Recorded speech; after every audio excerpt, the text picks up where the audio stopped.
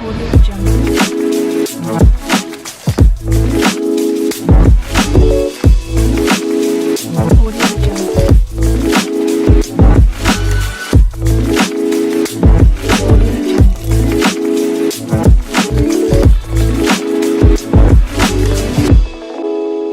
Audio Jungle.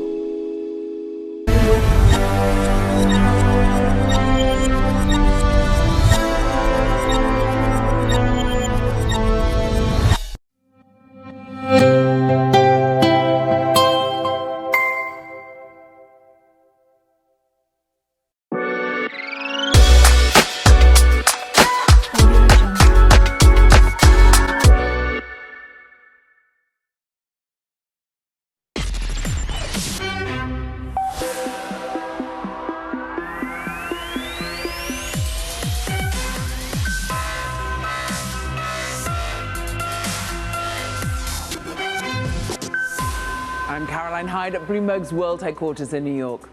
And I'm Ed Ludlow in San Francisco. This is Bloomberg Technology. Coming up, violent protests at Apple's main iPhone plant in China, the latest on the Bloomberg scoop that could impact sales ahead of the holiday season.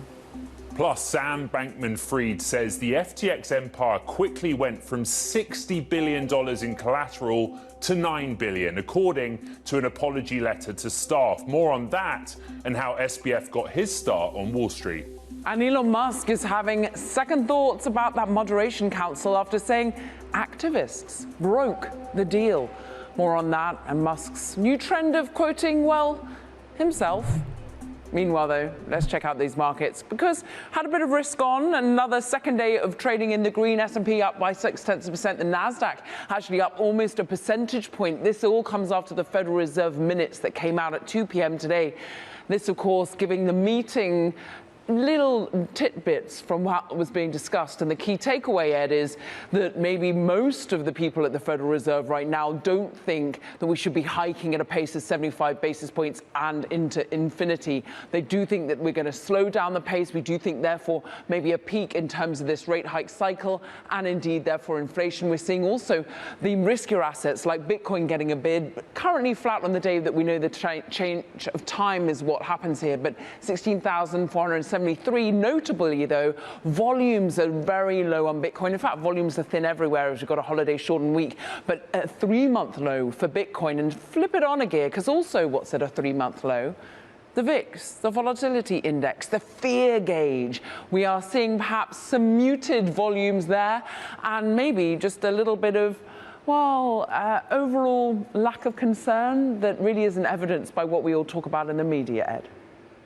Yeah, I want to go straight to the private markets, Caroline, and a Bloomberg scoop about Tiger Global. According to sources, Tiger has written down or marked down its private investments 24% this year, almost a quarter. Of course, we know about what's happened with valuations in both private and public space. If you look at some of the names, Stripe, FTX, Instacart, those whose valuations have come down. Well, now Tiger Global, according to sources, feeling the impact of that across private and public markets, losing or marking down assets by about $42 billion, according to our Bloomberg scoop. Incredible reporting from Hema Palmer and team. Going to the public markets, interesting day, very news-driven here in the United States. The first name that we're talking about, Autodesk, worst performer on the NASDAQ 100. We're going to talk to the CEO later in the show, but they cut their outlook for billings, and we want to know why.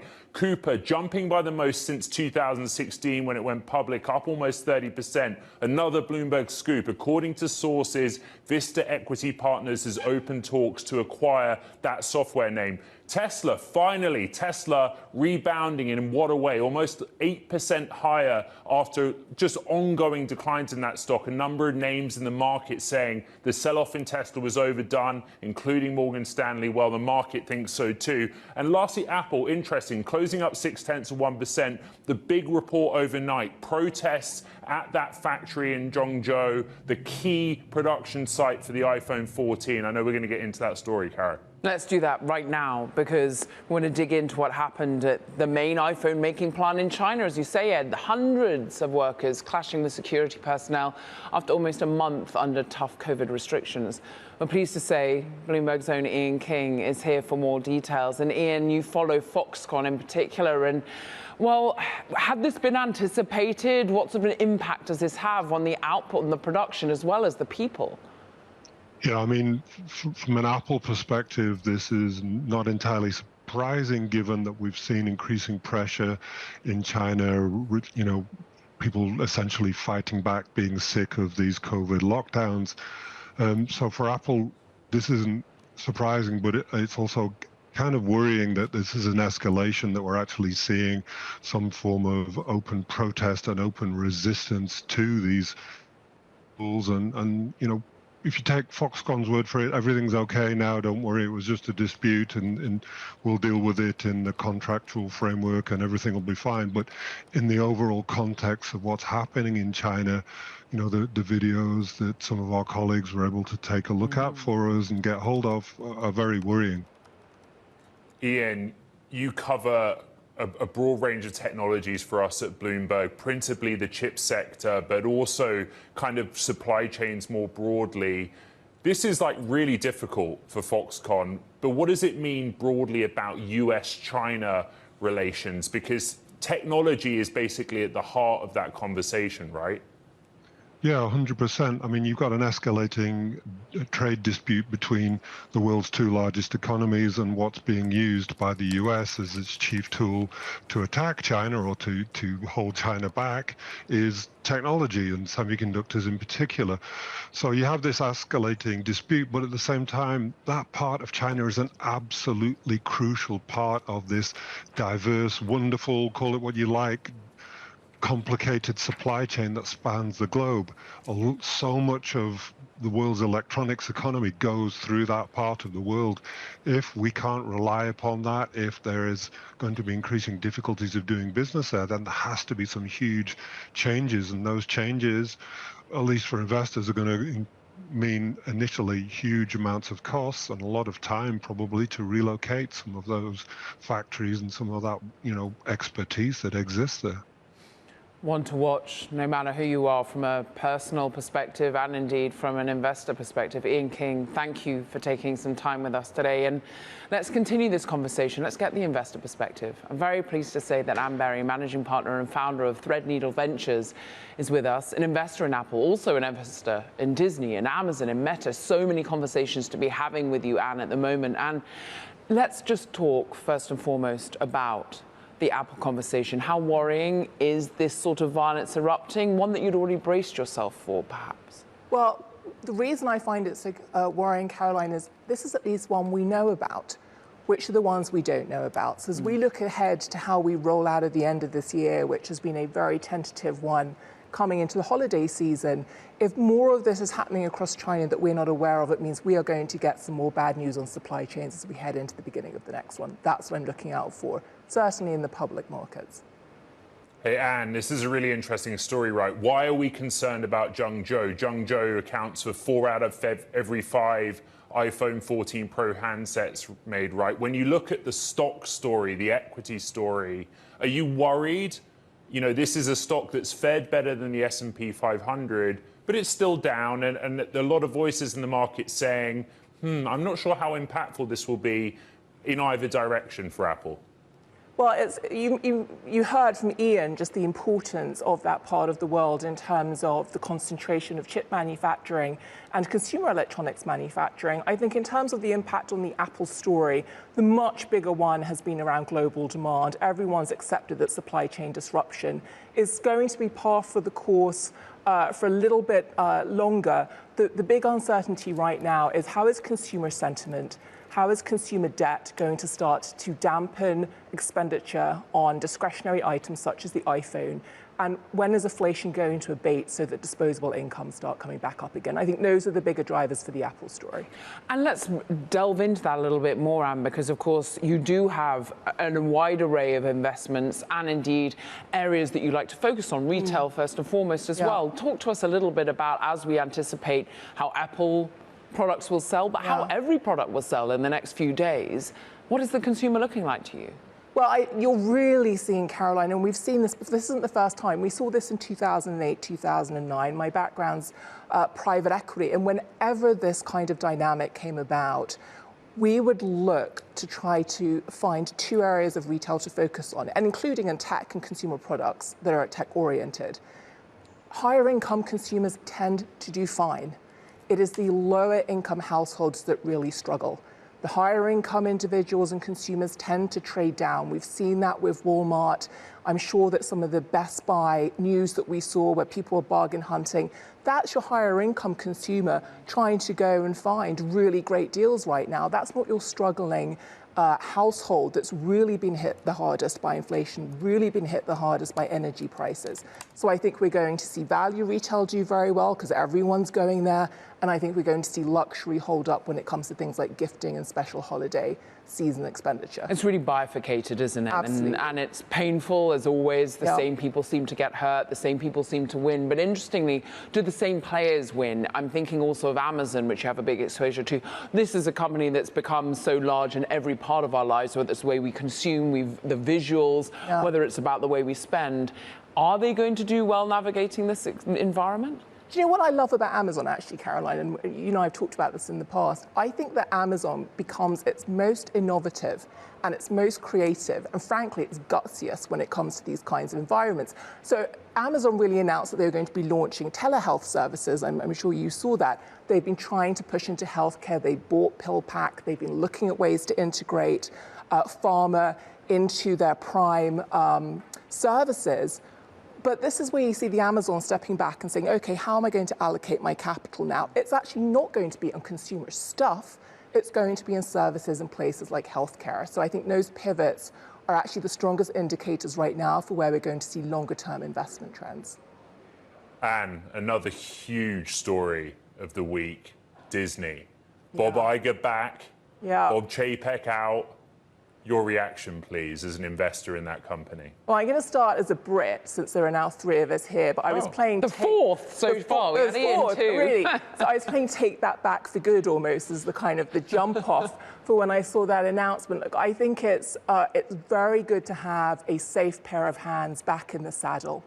And I think, Ed and Caroline, when you look at what's happened over the last 6 to 9 months, whether it's private companies, whether it's public ones, the businesses that have had bad news, whether it's attrition subscription in Netflix, whether it's been Snap, for example, where we've seen a number of users fall down. Let's go and use that word again, Caroline, bifurcation.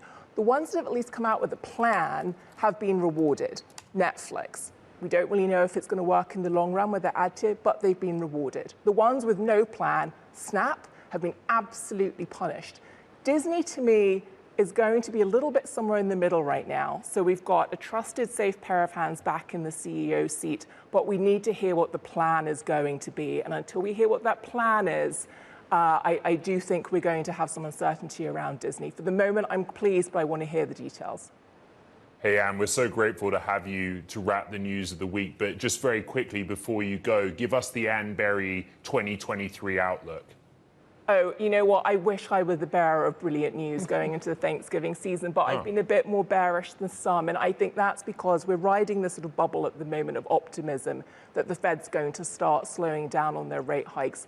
But I think this issue of how much the consumer is suffering, not just in the US, also in Europe. I don't think we talk enough about Europe here in the US right now, and the impact. I think we're going to see that filtering through in 2023. So I'm really looking at much sort of safer stories right now, much less discretionary spending. I'm looking at all sorts of investments, particularly on the private side, that are sort of longer term plays. Okay. Threadneedle Ventures managing partner and founder, Anne Berry, thank you. Coming up, we'll bring you the latest in the FTX debacle and Sam Bankman-Fried's apology. That's all next. This is Bloomberg.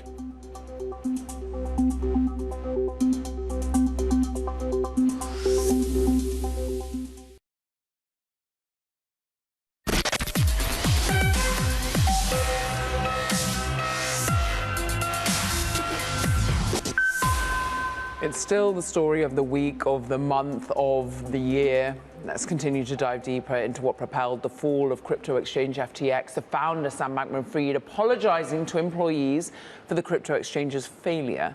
Bloomberg's Annie Massa joins us for more on what we've learned from the bankruptcy hearing again, Annie, and also his own background. First and foremost, what do you make of any sort of apology coming at this point? That's right. So Sam Bankman-Fried has apologized now in a letter to the exchange's employees, and he sort of said that he wishes that they didn't end up in this place, that he's sorry for what went wrong. I mean, it's up to those employees who have really experienced dramatic fallout from this implosion to decide whether that's enough of an apology for them, but he is still speaking out about what happened and giving his side of the story. Hey, Annie, if you're new to this story, I have some sympathy because each day a new name comes up. The latest name is Jane Street. Could you explain to the audience the relationship between Sam Bankman-Fried, FTX, and Jane Street? Sure, there are a lot of players to keep track of, like you mentioned. So Sam Bankman-Fried ran FTX, the now bankrupt crypto exchange, once the second largest crypto exchange in the world. But before all of that, and before this dramatic downfall, he worked at a Wall Street trading firm called Jane Street. And Jane Street is really known for its obsessive focus on risk. And it's a very successful trading firm, and his pedigree and background at Jane Street is part of what helped him get to the level that he got to. It's part of what helped him impress VC investors and people all around both traditional Wall Street and crypto. Jane Street's known for attracting really very high IQ math nerds. It's known for its love of puzzles and games and just for its success, but it's a very stealthy firm. So in our story, we pointed out today that FTX doesn't seem to have brought to bear Jane Street's focus on risk to its own enterprise, to say the least. Yeah, exactly. I mean, the fact that overall, over at Jane Street, they permanently were trying to learn from previous mistakes, trying to analyze what had gone wrong, trying to keep on innovating and looking at risk. He seems to have done basically the opposite.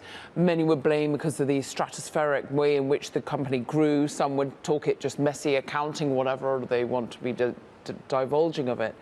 But the bridge that he built between crypto and traditional finance and regulators, how much has that now seemingly been undercut by what he was up to?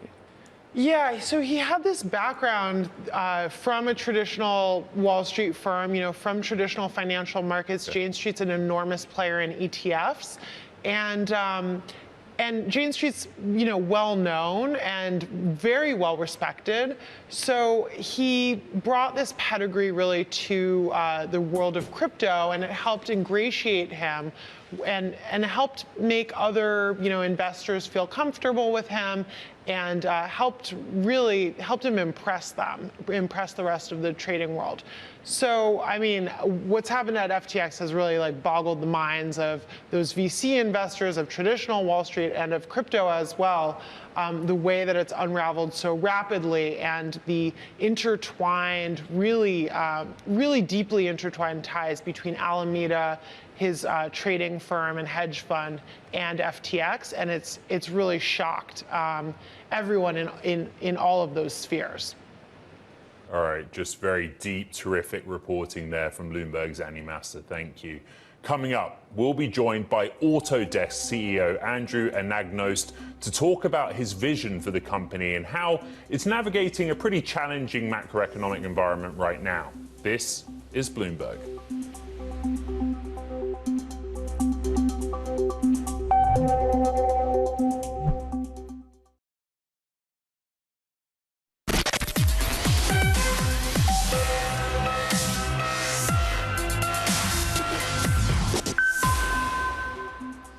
Autodesk slumped as much as 10% on Wednesday before pairing losses. Still, it was the worst performing stock on the Nasdaq 100. This after it cut its full-year billings outlook Analysts say demand for multi-year contracts fell as customers preferred one-year contracts. That's the story of Autodesk. They want to move to annual renewals. But it's also the challenging macro environment. Fortunately, Autodesk CEO Andrew Anagnost is here with us. So I guess the question at this point, Andrew, is why? Why are customers behaving in this way? What are you learning from your earnings report this season? Well, first off, we're learning that the business is highly resilient, it's highly diverse. So we're seeing a lot of great outcomes from the diversity of business outside of China and Russia. But we're also seeing sensitivity to currency fluctuations. We saw that in the quarter, we see that moving forward. But we're also seeing softness in Europe. And like you said earlier in the introduction, one of the things we're trying to do is we're moving our customers away from paying upfront for multi-year contracts to buying multi-year contracts that are billed annually. And when you're entering a period of uncertainty, people start to conserve cash. And that's what you saw with regards to the billing guidance. And I think a lot of the reaction you saw to the stock wasn't really about what we're talking about in the next quarter. It's about some of the signs that we were projecting about next year. Yeah, talk about those projections, though, because our Bloomberg intelligence analysts, many of analysts out there, sort of talking about you were very optimistic back in 2020, almost perhaps too optimistic, setting yourself grand targets that then, due to macro, maybe due to micro, you're having to pare back from. How hard is it in this environment to forecast for the next year, to forecast out further than the next year? Yeah, remember, we were optimistic before the pandemic hit. And certainly we actually performed incredibly well through the entire pandemic. But really, what's really making it hard right now is the unprecedented volatility we're seeing in currency exchange rates. I mean, we signaled next year that there's probably a 5-point headwind on our revenue, our as reported revenue, just from currency headwinds. And also, look, the uncertainty in Europe right now, one of your earlier speakers spoke about the fact that Europe's not getting enough airtime. I would tend to agree with that. We're about to head into the Russian winter there, and that could inject more volatility and more concern into our end markets and into other people's end markets as we move forward. So it pays to be cautious as we kind of get through this winter season and head into next year. But currency fluctuations make it really hard to know where things are going to go. And also some of these concerns with regards to energy costs in Europe are affecting some of our biggest customers. Talk fundamentals here, though, because almost an FX conversion is in some way technical, but really, how bleak does the economic outlook look in Europe? And do you have to start pivoting away, start deciding that you're going to change up your business, look at the costs over there, look at the way in which you thought you would penetrate Europe more broadly? Absolutely not. Yes, because you're right. FX is a technical thing. Constant currency-wise, our business looks a lot stronger. And Europe continued to grow. It just slowed. All right. And I think it's important to recognize that Europe will continue to slow. However, here's what's important. The customers who are using our products are working on critical parts of the economy. They're working on buildings, they're working on infrastructure, they're working on manufacturing. They need these products to complete what they're doing.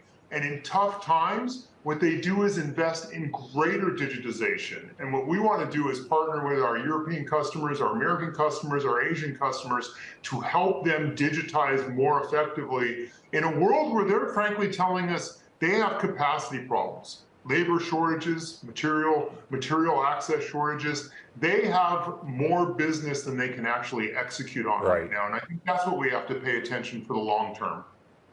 Hey, Andrew, I think it's worth reminding the audience, right, what Autodesk does. You guys make software for architects, for big construction projects that helps with design, and I know you want to move into other areas. That leads me to M&A. M&A, are there options for you there? I know there's some chatter in the market about some private names, some ArcGIS makers. Esri is one. Have you tried to buy a name like that? Could you buy a name like that? Well, we never comment publicly on M&A, but what I will say is we've always been an acquisitive company. and we're super interested in growing adjacents around our business. We want to fully connect design and make together in the cloud. So we're always looking at things that lean into the future of where our market's going. So look for us to continue to be acquisitive. Valuations have reset. They reset quite a bit this year, so we were less acquisitive than usual years. But look for us to get back to our normal levels of acquisitiveness as we move forward. Hey, another big story this week, HP cutting up to 6,000 jobs over the next 3 years. I know that's on the hardware side, but in terms of financial discipline, in terms of reacting to the macro picture, what cost cut measures, what discipline measures are you taking? The good news is we've always been really disciplined heading through this entire cycle. We never tried to get over our skis in terms of investing for the future. We've tried to invest prudently, strategically. We've taken adjustments as we went along. If we found ourselves building up headcount where we shouldn't, we adjusted as we went along. We've always done small adjustments. So we feel that we're in a really good place, that we can prudently move forward. We're going to continue to invest. And if there's a problem, we just turn off the hiring spigot. Okay. Autodesk CEO Andrew Anagnost, it's really a pleasure to have you with us. Thank you. Pleasure. Coming Thank up, you for having me. Elon Musk is quoting himself through his tough Tesla days to justify his current Twitter strategy. We'll talk about that next. This is Bloomberg.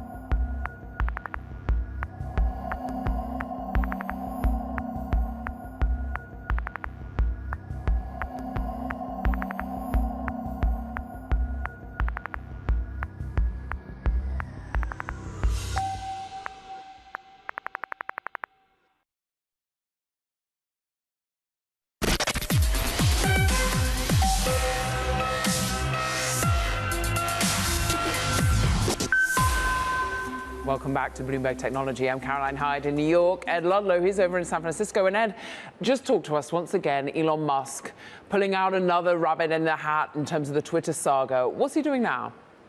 Well, everything we've talked about has been so focused on the company, the layoffs, how the company's structured.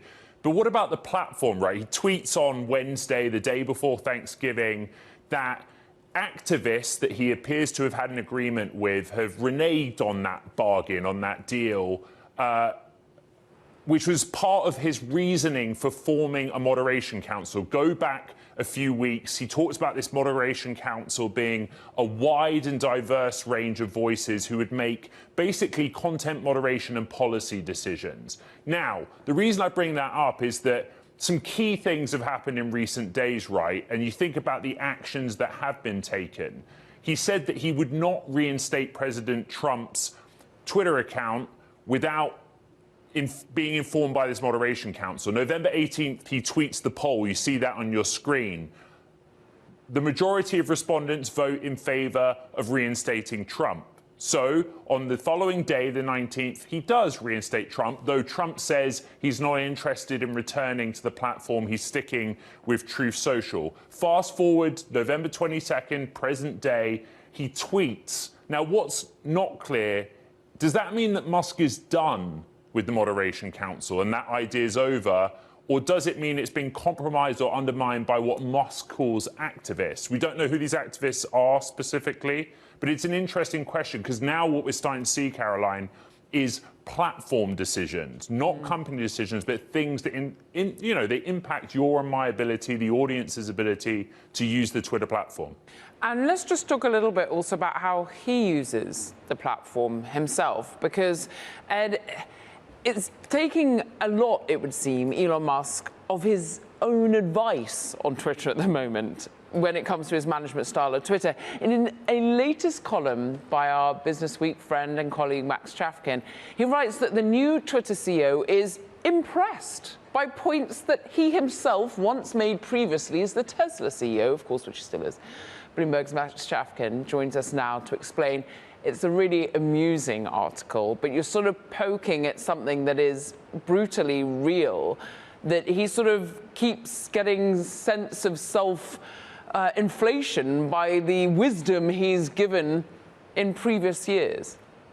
Yeah, in the article I focused on what's kind of a funny phenomenon that anyone who follows Elon Musk will kind of recognize, which is there are these fan accounts that do nothing essentially but tweet quotes from Elon Musk, and Musk has a tendency to respond to those in the affirmative. So he'll see something that he has already said and sort of respond exactly, or great point, or whatever, which is pretty funny just as a behavior. And who knows, maybe he's doing it in part as yet another kind of troll. But I think it's interesting because, as Ed is talking about, we are seeing this gigantic, very large social network. He paid $44 billion for this thing, borrowed a very large sum of money, and so many of the decisions are coming down to basically the whims of Elon Musk, where he's, deciding whether or not to ban or unban people based on, it seems honestly, how he's feeling at the moment. And we're also seeing a situation where the circle of advisors seems to be very small and seems to, mostly consist of people who are basically telling him what he wants to hear. And when you back away from Twitter, you see that Elon Musk is also running, a very large electric car company. He's also a major defense contractor. And you have to wonder, people who work at those companies have to be asking themselves, why is he spending so much time, talking, for instance, to these kind of like wannabe talk show hosts, to these right-wing influencers, to these meme accounts? The other day he was tweeting with something called Cat Turd, which is like a, right-wing memer.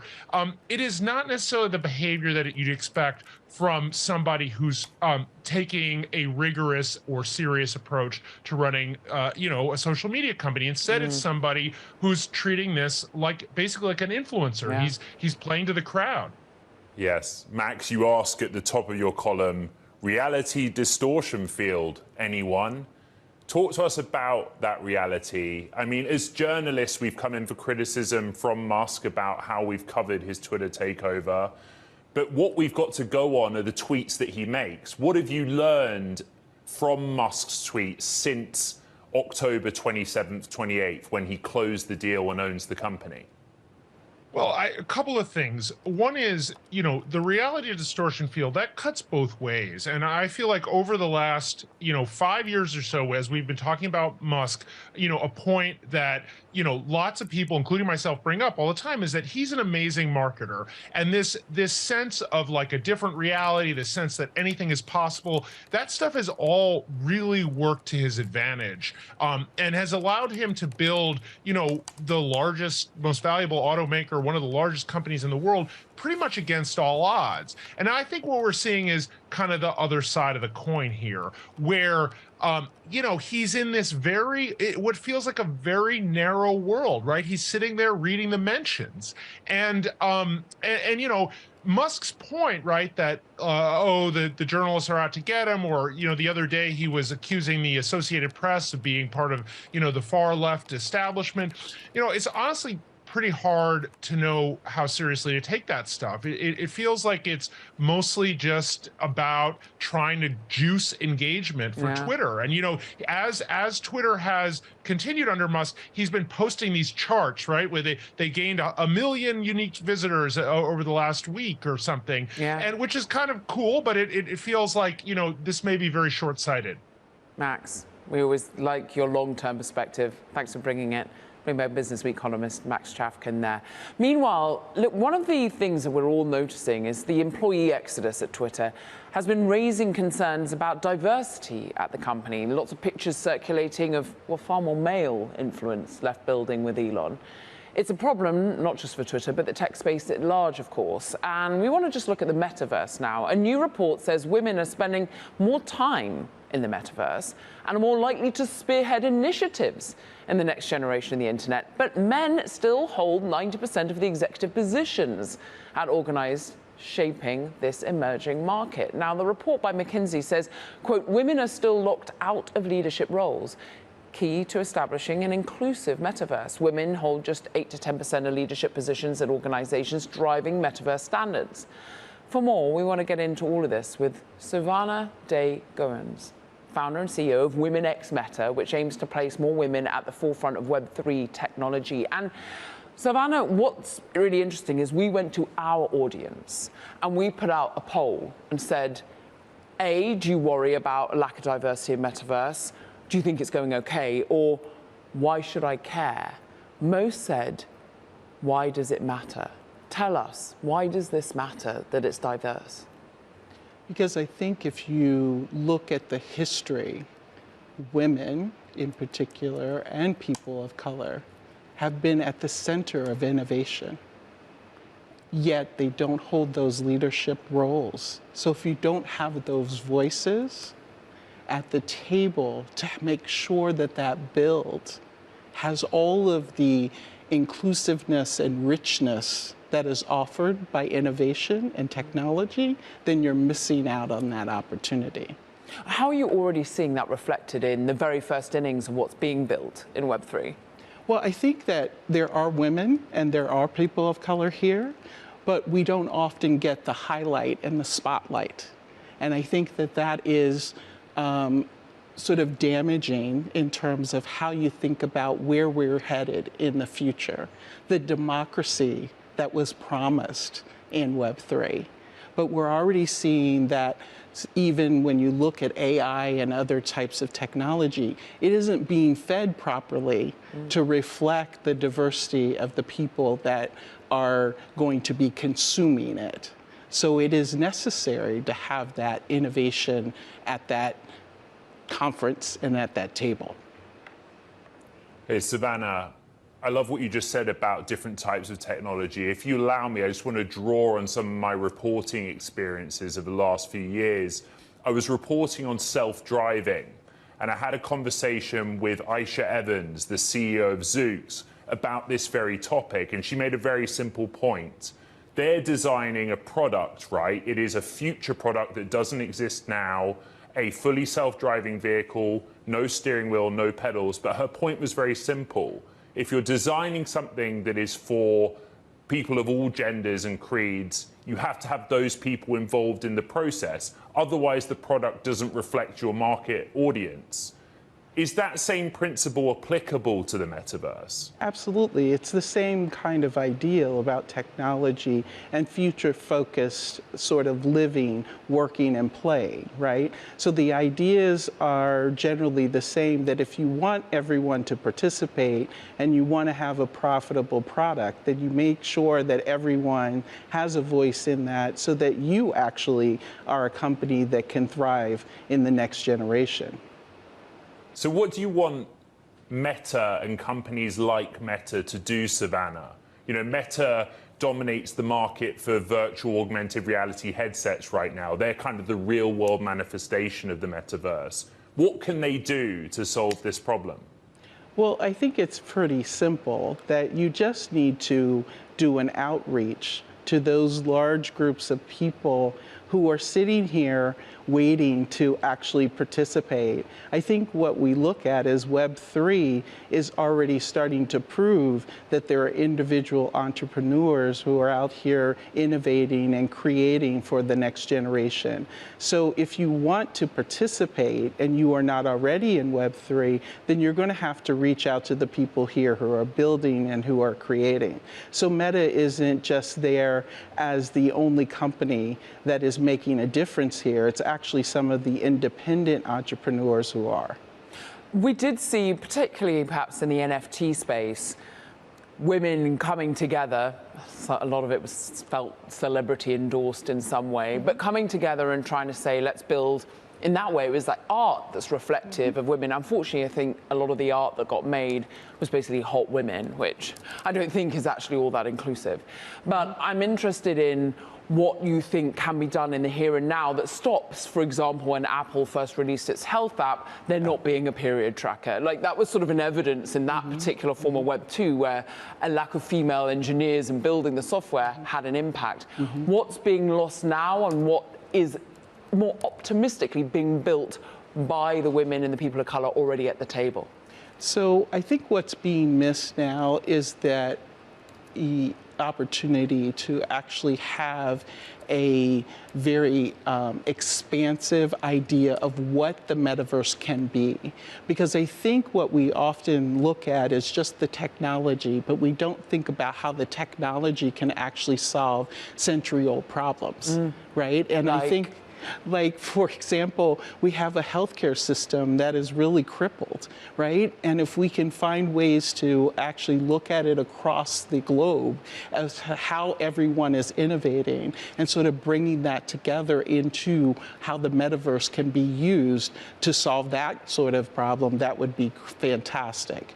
I actually think that when you think about how women participate here, they don't really want a casual sort of hyped, focused opportunity. They want to really deeply be engaged, whether it's about healthcare or whether it's about the way that they live and they exercise. They want everything to be lifestyle and have real user experience here.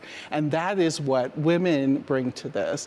And I think with respect to how you thought about the art, and you mentioned NFTs, I think the people who are artists really want to reap the benefits of actually having built something that people appreciate. And in previous generations, once they sold their piece of art, they never really saw any benefit of that later on. And so the NFT gives them an opportunity to actually reap that benefit for many generations to come. An art that is more diverse in and of its very function and form. We want to thank so much Women X Meta founder and CEO Savannah Day Goins. Thank you. Have a wonderful Thanksgiving. Sticking with the metaverse, thinking about actually NFTs and Thanksgiving, Ed.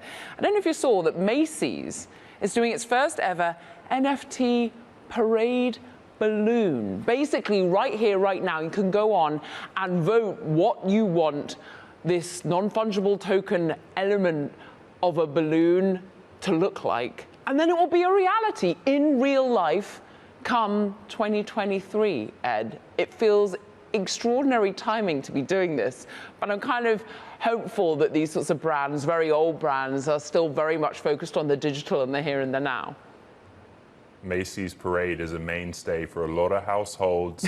They're splitting this audience. I don't know which one I'm tuning into, but wow, yeah.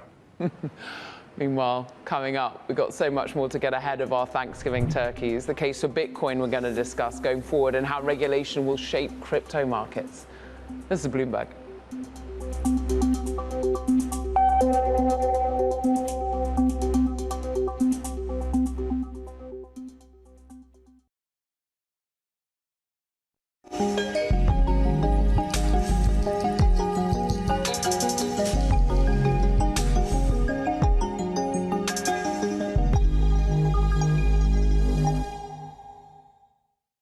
Bitcoin's hash rate is at an all-time high, and that is a real indication of the security of the network.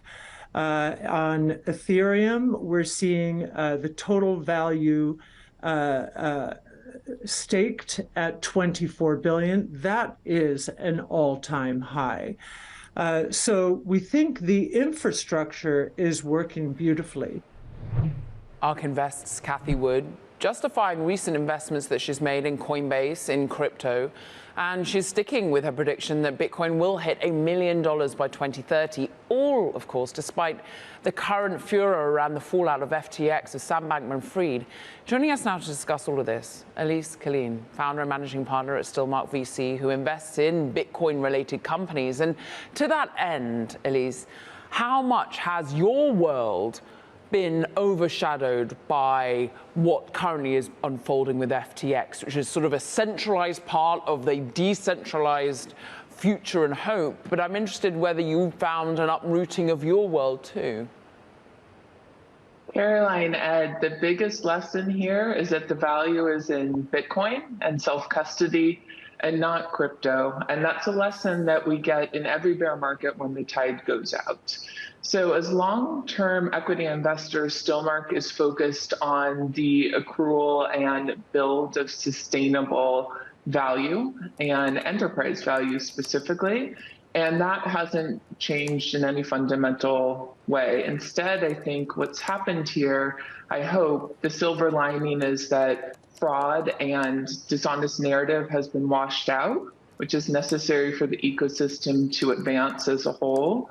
And hopefully we get back to the fundamental questions of what we're all doing here and why Bitcoin is important. Well, at least let's get to that fundamental question. I always keep a Bitcoin chart handy, as one does. And, you know, go back to November 8th, November 9th. That's where the sort of Sam Bankman-Fried contagion, look at the far right-hand side of your screen, like that's where it happened. But between June and October of this year, we've traded sideways on Bitcoin. What is the fundamental driver of this cryptocurrency long term? What gives you the faith? What gives Cathie Wood the faith that it will reach prior highs? Of course. So first of all, Bitcoin fundamentals are intact. What's historically been important for Bitcoin is adoption, of course, and the expansion of Bitcoin's utility set, and that is all progressing at an incredibly rapid clip. We saw Cathie Wood note that Bitcoin's hash rate is up, meaning Bitcoin is increasingly secure.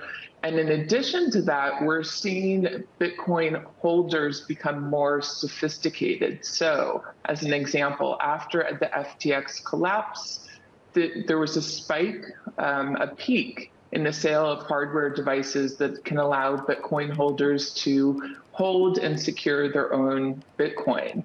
Something notable about this bear market also from a Bitcoin market's perspective is that we see less volatility than we did in the last bear market, which is an indication of an increasing level of sophistication in market participants, and of course also reflects higher trading volumes in contrast to the prior bear market. What I'm interested in is thinking more about the ecosystem. You say it's getting built still at a very quick clip.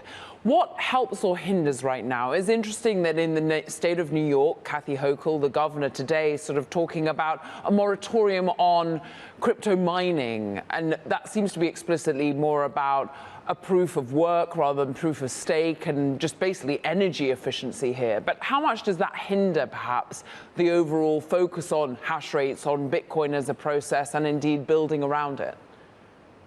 Well, that's a very interesting point, because actually that was one of SBF and FTX's pet lobbying memes, which is that proof of work is something that is inherently a malevolent activity. But of course, we know it's necessary to be able to secure a decentralized ledger like the Bitcoin ledger. And in addition to that, we know that proof of work has quickly shifted to relying on sustainable energy sources. And in fact, I think it offers the opportunity for other industries to take an example of what can be done in adopting sustainable energy sources, which of course also have the capitalistic benefit of being very cheap, and miners compete for cheap energy. And so a note here on one of the other benefits of fraud and dishonesty being washed out of the system to some degree is that FTX leveraged their novel and native token FTT to boost their assets, and likely as collateral to access loans. And with that money, they created sort of a really quick scaling in both their size and in their power and perceived authority, including in front of regulators. And so what they did with that was try to impugn often the virtues of the ecosystem, which is Bitcoin and proof of work. And so I hope that by seeing or finding that some of the leaders that regulators might have felt trust for, seeing them, their operations be made transparent, and having dishonesty or misdirection revealed will allow regulators some time and space to ask the hard questions that lead them to better sort of discovery, understanding, and truth. Okay, Stillmark VC founder and managing partner Elise Killeen, thank you. Coming up, Amazon's plan to help the movie theater industry. This is Bloomberg.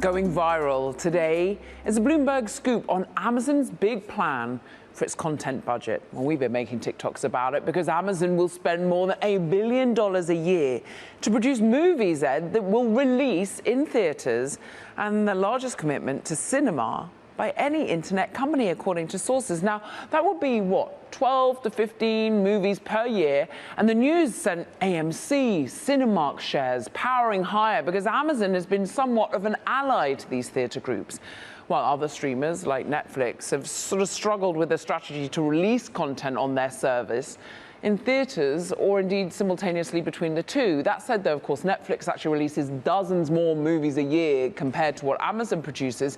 But Amazon did like to get into theaters. Remember when it first acquired movies and film festivals, eventually earning Academy Award nominations for The Big Sick and for Manchester by the Sea. It then went on, more recently, to buy film studio MGM. And despite declining ticket sales, filmmakers, Hollywood veterans, talent representatives are all pushing for media companies to embrace theaters. And Ed, I really think this is evidence of their commitment to MGM and the fact that people perhaps do want to consume movies in different kinds of ways. Remember when Amazon bought MGM, key names for MGM left, producer Jackie Lopez in my ear, Manchester by the Sea, but I can't really name another big hit from Amazon. I did love Rings of Power.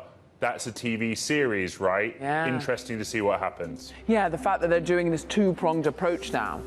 Meanwhile, of course, Ed, that does it for this edition of Bloomberg Technology. And of course, we're taking a break on TV for Thanksgiving, but follow us on social, hey? Yep, and wherever you get your podcasts, this is Bloomberg.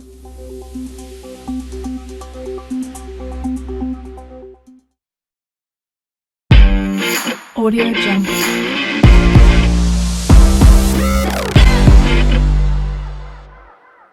Meet Extended Stay America Select Suites, a new place like home with spacious apartment-style suites and full kitchens. With Extended Stay America Select Suites, you get real, simple value. The longer you stay, the more you save. Learn more at ESA.com. The Triple B Podcast would like to invite you to come break bread with your brothers. If you like what you're hearing on the show, if you think we missed the mark, or if we got it all wrong, reach out to us on social media. We can be reached on Twitter at @triple_B_pod or search Brothers Breaking Bread Podcast. We are the Brothers Breaking Bread on Facebook, and our email is brothersbreakingbreadpod@gmail.com. Further descriptions are in the show notes. Like, follow, friend, do all that good stuff. And please never forget to break bread with your brothers. How y'all doing? We out here. Chilling in the spot. What up? How y'all doing? We out here. Chilling in the spot. What up? How y'all doing? We out here. Chilling in the spot. How y'all doing? We out here. Chilling in the spot. What up? Hey, what's going on, y'all? Brothers Breaking Bread Podcast in the house. Hey! We're having a little hot left. It'll be good. Yeah, let's make it happen. Let's not just talk about it. This is a beautiful thing, man. It's all this blackness, and we all just getting together. We playing dominoes, we eating, we drinking. And, food is always just the extra, man. They deprive these people of their basic human rights. You know, and we call ourselves Americans. We're supposed to be above all this. They'll fake the crisis. They'll make it seem way out of proportion. We brothers, we breaking bread. How y'all doing? We out here, chilling in the spot. What up? Trying to hold it all together, man. Life is moving fast right now, man. So it's good to have everybody come through. I love that, man. I love it a lot. More than I could say to you guys. Thank you very much for being here. But before I start tonight, I just wanted to read a brief statement that I prepared. I denounce anti-Semitism in all its forms. And I stand with my friends in the Jewish community. And that, Kanye, is how you buy yourself some time.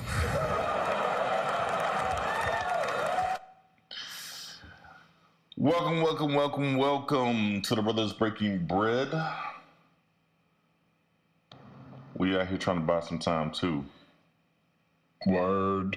Yeah, we're waiting on Otter to hop on. Explain this to me. How you getting controversy for saying I don't do anti-Semitism?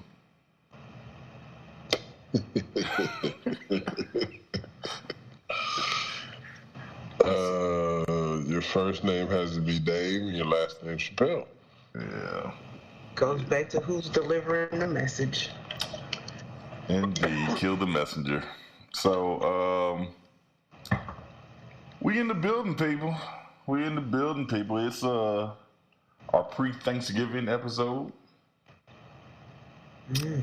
Yeah, we got a few folks in the house. What's up with y'all? Nothing much. Getting ready to crack open the kitchen next week. Yes. I'm ready. Okay. Well, Miss Honey Buns, apparently you're going to be baking some honey bun cakes, possibly. Why don't you go ahead and tell us about your week? I'm going to start off strong. I got a source in my side eye. Uh-oh, get it.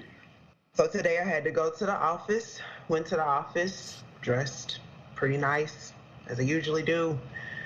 I get catered into this new hire group for all of our member services staff. The woman didn't ask me my name, didn't do no check-in or nothing. She's like, you're the new hire for member services. So I just kind of looked at her and went, So I'm sitting in this new hire class and they're going through names and stuff. And I'm just sitting there because I really don't have nothing to do till 10. And so the woman's like, what's your name, sweetheart? And I'm like, I'm not a part of the new hire class. I'm actually already employed. And she's like, I'm sorry, I don't know you. And I'm like, yeah, you don't know all 300 of us employees. Like, I get it, whatever. And so I pulled her to the side. I said, why do you think I was a part of the new hire class? And why do you think I was a part of the new hire class with member services of all things? Especially when I got on this big A badge that says my name on it. I mean, we got to have it on in all parts of the office. So anywho, we had a nice discussion about that, but she was generalizing the fact that I was, because the majority of our member services staff is like brown folk. And so when we finally got to talking, and she was like, well, I've never heard of you, I've never heard of your team. And I said I was part of the system of care team, and she said, no, we don't, there's no minorities on that team. And I'm like, yeah, it is, I'm one of them. And so needless to say, like we had to walk to the CEO's office, and she was like, yeah, that's our such and such, and she's on our system of care team. So I told that lady, I said, I'm gonna give you a nice little shout out later this evening. And she was like, I don't know what that means. And I was like, I imagine you don't. You don't need to. So she has officially made my source of side eye list. But other than that, I'm doing all right. What y'all getting into this week? That's a good question, AC. What we doing, Slim? Shit, man. What up? What up? I'm actually recovering, man. I got a little quick bug or whatever. So I'm recovering from that, man, and putting myself back together. So you know me, rabbit holes are my thing. I go down rabbit holes. Y'all should know that by now. If y'all don't, y'all not paying attention. But I actually finished, catching up on the Wu-Tang series. You know what I'm saying? Got through, the first 2 seasons and whatnot, and I'm disappointed in myself as a Wu-Tang fan that it took me so long to actually fucking get back into it and finish it. But adulting in real life happens. Nigga, that show has given me. Now, mind you, I'm a fan, but it gave me a new appreciation for GZA, bro. Really? How so? It really did. Why's that? I did not pay enough. Like, I had all the albums, I listened to them, but I didn't pay enough attention to where he was at. Oh, bro, yeah, he was my favorite. I didn't pay enough. I did not pay enough attention to what he was kicking. I don't know. I don't know to tell you if you wasn't on Liquid Swords like that. I don't know. No, I was. That's what I'm saying, bro. I was, and I can tell you every song, and I know every song, but I wasn't deep diving on him like that. As I was with Ray and Ghost and Meth and everybody else. For whatever reason, him and Beck flew under my radar. And they shouldn't have, and I'm disappointed in myself for that. And it took me back down the rabbit hole. Nigga, I've been listening to Liquid Swords for the past 3 days. You wasn't woke yet. That's okay. No, I was semi-woke, bro. That's what happened. I was here. I was like they said, a white man can't jump. I can hear Jimmy, but I wasn't listening. You know what I'm saying? Yeah. Yeah, man. But no, I've been on that rabbit hole, man. So I've been in my Wu-Tang bag all week, bro. Like just revisiting every fucking thing. Okay. I feel like a few years ago you did a challenge to me on Facebook to put up 10 albums and just put the cover up, no statement needed. These are classic albums, and I feel like Liquid Swords was one of my 10. I think it was. I actually do think it was. I think it was, and I know why. You know what I'm saying? I know why. Like when you go back to it, it's definitely one of the best solo releases of the crew. Yeah, man. Yeah. Which is ironic because Method Man's solo releases don't mark up near close to any of some of the other releases that he put out during that time. That RZA dropped during that time. Yeah, Method Man, just keeping him focused for an entire album is,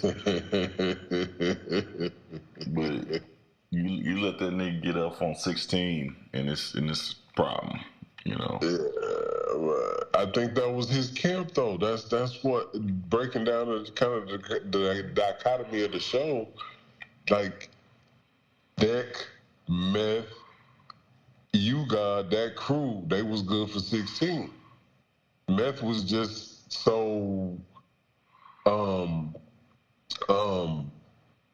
he gravitated towards everybody. He was just he's charismatic. That's the word I'm looking for. He was so charismatic, you know what I'm saying, that he just popped out. You know, him and Dirty was so charismatic, they just popped out. But shit, RZA, GZA, and fucking Ghost and Ray was the core. Man, that's a bold statement, bro. I'm the core of the group. If you go back into, nigga, you know I go down rabbit holes. If you go back into all these albums, the core of the Wu are those four, bro. Taking Meth out the core. Woo. I'm not saying he's not the core. He's what he's the. The magnet that catapulted them, but the core of those four, bro. I don't know, bro. He had his own song that was classic on the Wu-Tang, on the 36 Chambers album. He had M.E.T.H.O.D. Man, the only dude with a solo song. Fuck. He's charismatic as fuck. Like nobody else could have did that at that time. Exactly. How you not put him in the core? Come on, man. Charisma's one thing, but I don't know that he was sharper than them. I don't know that he was sharper than Jizz, bro. I don't know that he was sharper than Jizz and Ray and Ghost. Hold on. I can't think of many songs in which Method Man got outshined on a collaborative effort. Outshined how? Like your 16 versus my 16. Like who got the best verse? I can't remember a single song where I was like, ooh, Meth got.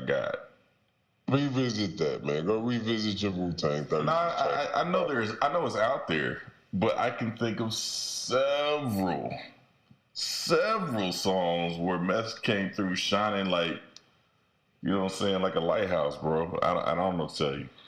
Give me a song. So you talking off Liquid Swords, the song what, Shadowboxing? Shadowboxing. God, bro, he murdered that. That's the reason I picked up the album. Because that's the reason everybody picked up the album. That's my point. That's the reason everybody picked up the album. Exactly. Yeah, but if you go back into those lyrics in that song, he killed it. Bro, you're not gonna. No. Nigga, I listened to Shadowboxing 5 times today. I understand all that. I listened to it for the last 3 decades. You know what I'm saying? Like you're not gonna convince me to just beat Method Man on Shadowboxing. I'm sorry, bro. Man, delivery versus penmanship on the lyrics. If you write both of those lyrics down in that song, you're not gonna be able to do that. You're not gonna be able to do that. That's not gonna happen, sir. You're not doing that. Blaspheme. Stone him. Man, me and Joe do this shit all day, man. Tell me what's up with you, bro. What is going on with me? Thanksgiving break just started. Babies are coming to town on Monday. They are in Puerto Rico for a destination wedding. Right on. So they're getting to experience that culture. Maybe they come back with some pina coladas. I saw their cousin was drinking because I guess the legal drinking age down there is 18. So mine's still 15 and 9, so they probably ain't getting nothing. Maybe a virgin daiquiri or something like that. But what else is going on? I know it's something. I got I don't know. I got a source on my side eye, but I don't really want to talk about it. Yes, you do. Pull it out. Come on. Yeah, pull it out. My mother's a Republican. And she has been on these Republican airwaves listening to bullshit. And so I stopped by, I think it was yesterday, just to say hello to my parents, on the way home.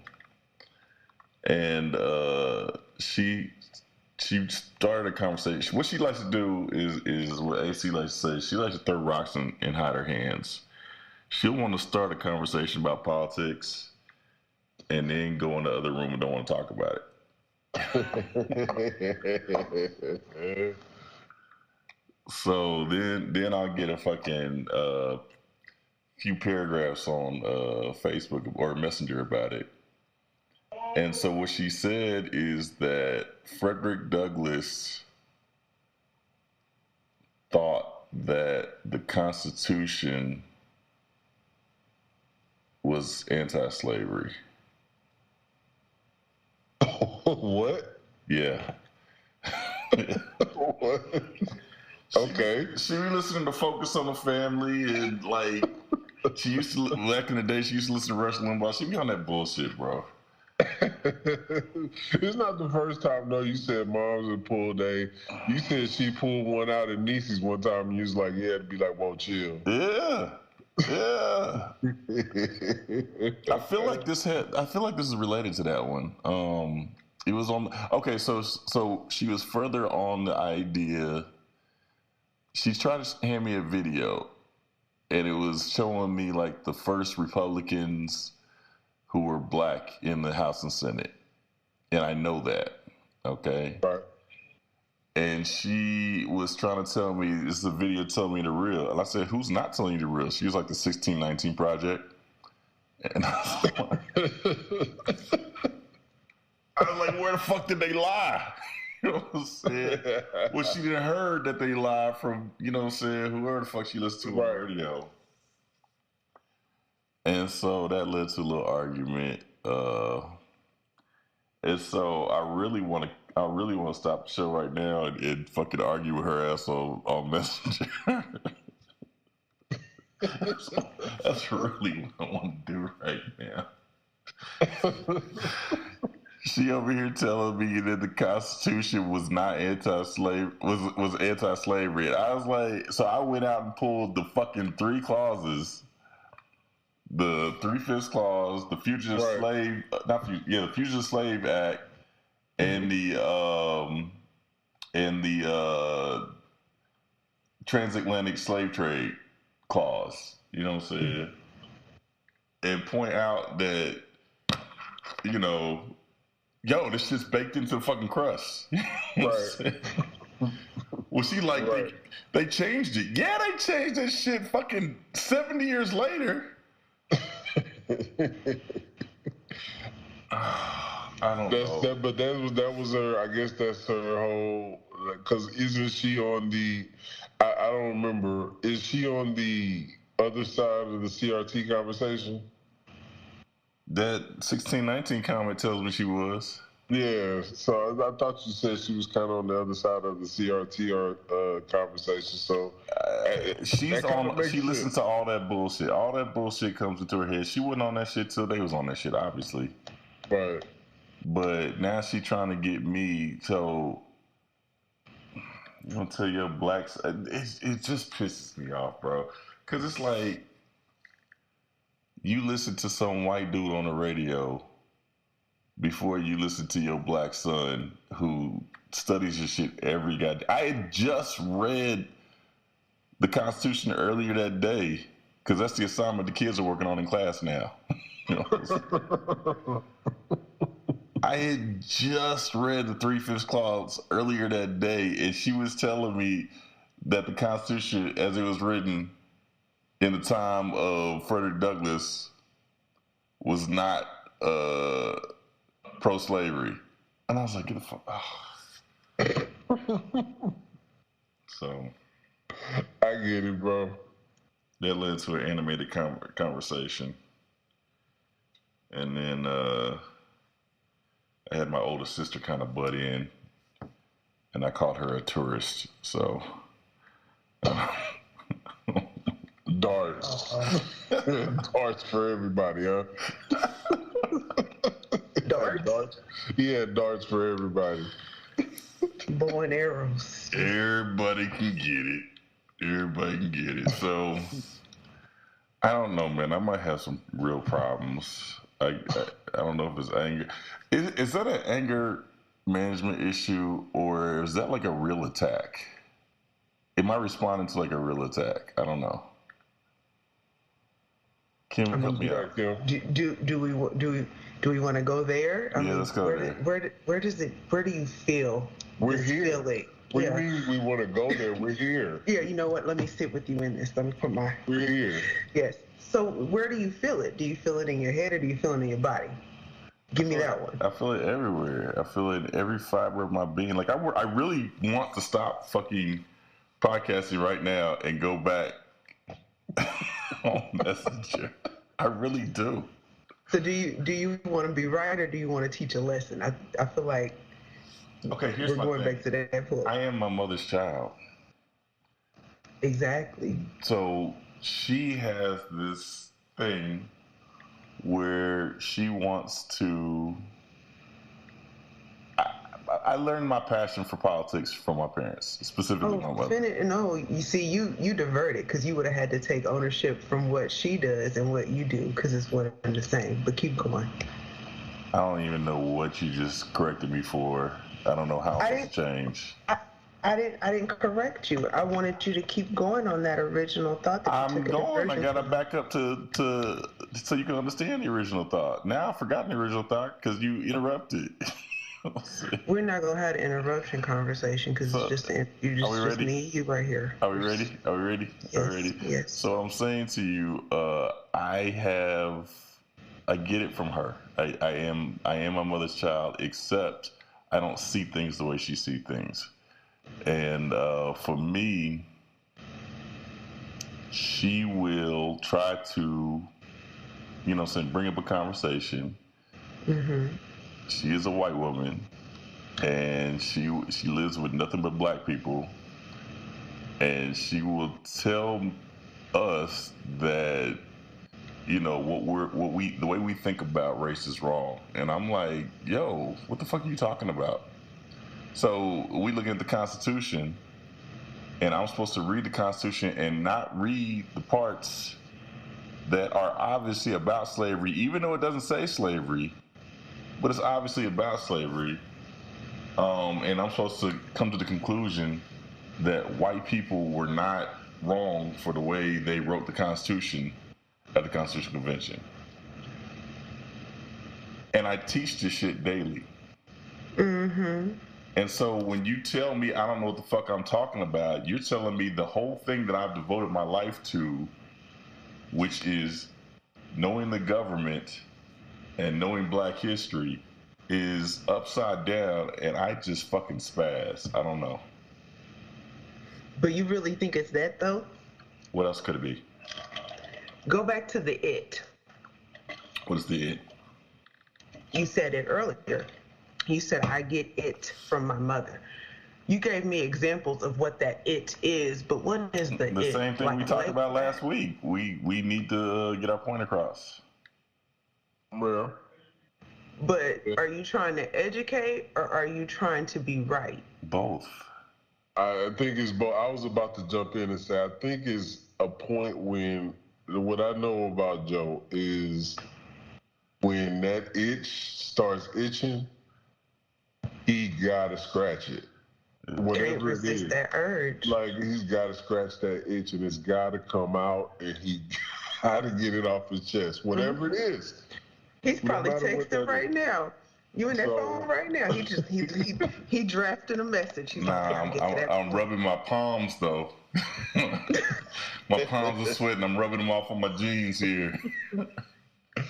When it's there, when it's on top of mine, it's got to come out. I do know that part, like for sure. Like no, so if that's the it that you get from her, that might be the it.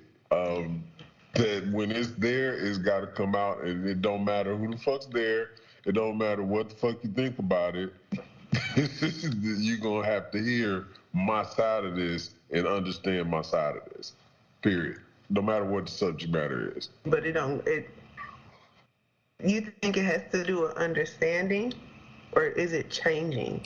I'm sorry. When we are in a society where facts don't fucking matter, I don't accept that. So I'm like, no, we not having fucking fact-free arguments. We're not doing that. We're gonna do our shit based on logic. Right. And so what I'm saying to you is when I'm presented with something that's fucking fact-free, I'm not tolerating it. I don't know. And I'm not saying there's anything wrong with it. I'm saying that is just a symptom of something deeper and larger than a political standpoint. That's what I'm saying. Well, tell me on both ends. Tell me what it is. I mean, now, if we would have to go back to family history and do some good deep diving. I just told you what it is. She out here on Facebook wilding the fuck out, embarrassing the fuck out of the family, putting up Republican shit that's highly insensitive, insensitive to black people. Black people. Which is the entirety of her family. But that is not the entirety of her. Exactly. So what does that go back to? So that is a problem because she's not goddamn paying attention. We recognize that it's a problem, but you don't understand the seat that she sits in. You do, but she's you not don't. What's the seat I'm sitting in? She's not understanding the seat that we sit in.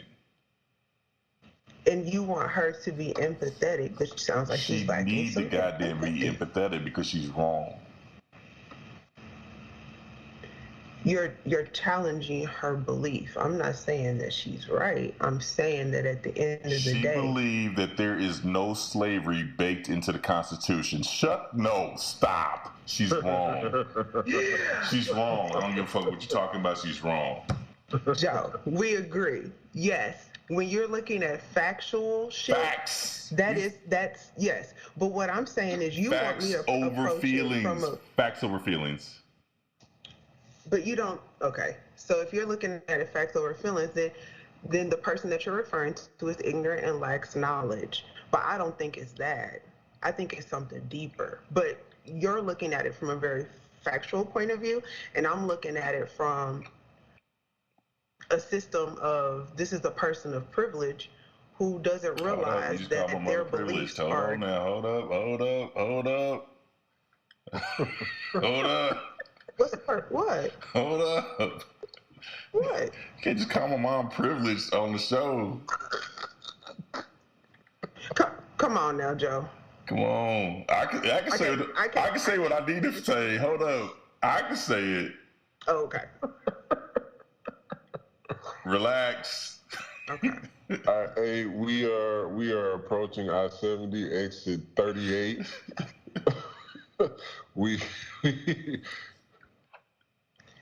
I'll ease up.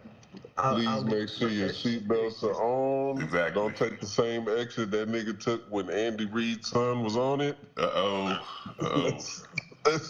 Let's divert our attention to the speed limits. I'll ease up. My apologies. No doubt. Anyway, so that's source on my side. I'm gonna get off here and start fucking texting in a while. But anyway, speaking of angry texts, I'm sure Nancy Pelosi was firing some off when they started coming for her dad. And she's basically decided to step aside. As we know, Republican leadership will be taking over in the House. We did a little bit of the politics last week, but I think some things were still waiting to be sorted out. We know that the Democrats will retain the Senate, regardless of what happens on December 6th with the Herschel Walker-Raphael Warnock runoff. That'll just kind of determine the size of the Democratic leadership in the Senate. But the House has been taken over by Republicans. And so Kevin McCarthy will take over as the Speaker of the House. He has a narrow majority and has a lot to deal with the Freedom Caucus, the Trump backers, the election deniers. But Nancy Pelosi has decided that she is no longer going to be in the Democratic leadership. So she's not going to be the minority leader, and she's going to allow somebody to take over. What do you guys got? Any thoughts on that? Pardon the Freudian slip, because you said dad, and I think you meant husband, right? I'm sorry, what'd you say? I said, did you say dad earlier and you really meant husband? You said they were coming for her dad? We'll check the tape. I don't know. Okay. Yeah, you may want to edit that Freudian slip out. She might call him daddy at night. Daddy. True. I'd always carrying the darts. Stepped in with one. I feel like that didn't address the question, though. No, it did not. What do we That was the answer for Kim with the Freudian slip. He did say dad, but that's probably why. Okay. He was thinking of her, Wiggly, all that stuff. So, but to answer your question, I think she's old and needed to leave anyway. And then I saw something today that was talking about, oh, dude, what's his name? Let's start with the H. What's his name? Hakeem Jeffries. Hakeem Jeffries. So I feel like in the article they were like, she wants to leave space for the young people. Motherfucker's 52. Is that young? 52 is young for kind of young Congress. compared to her, but For her? yeah. I'm happy that she's able to leave on her terms, kind of, but not really. You know, I just saw something that she came into Congress at age 47. Yeah. So 52 is like right beyond that to move into leadership, you know. Yeah. So who that's who's going to replace her? That is the front runner. I too. Yeah. Is that a good thing? I don't know much about him. Oh, I like him. I like him a lot. Hakeem Jeffries speaks truth to power on a regular basis. Yeah. He'd be the first black person. Definitely. Yeah. Too. Yeah. Was when you lived in New York, he didn't represent you? I don't recall that name, but he might have been there. I really didn't pay much attention to a lot of shit when I was there. Yeah, I got you. I was like the worst civic person in New York City. Yeah. I did vote for like local stuff, but not like Senate and all that.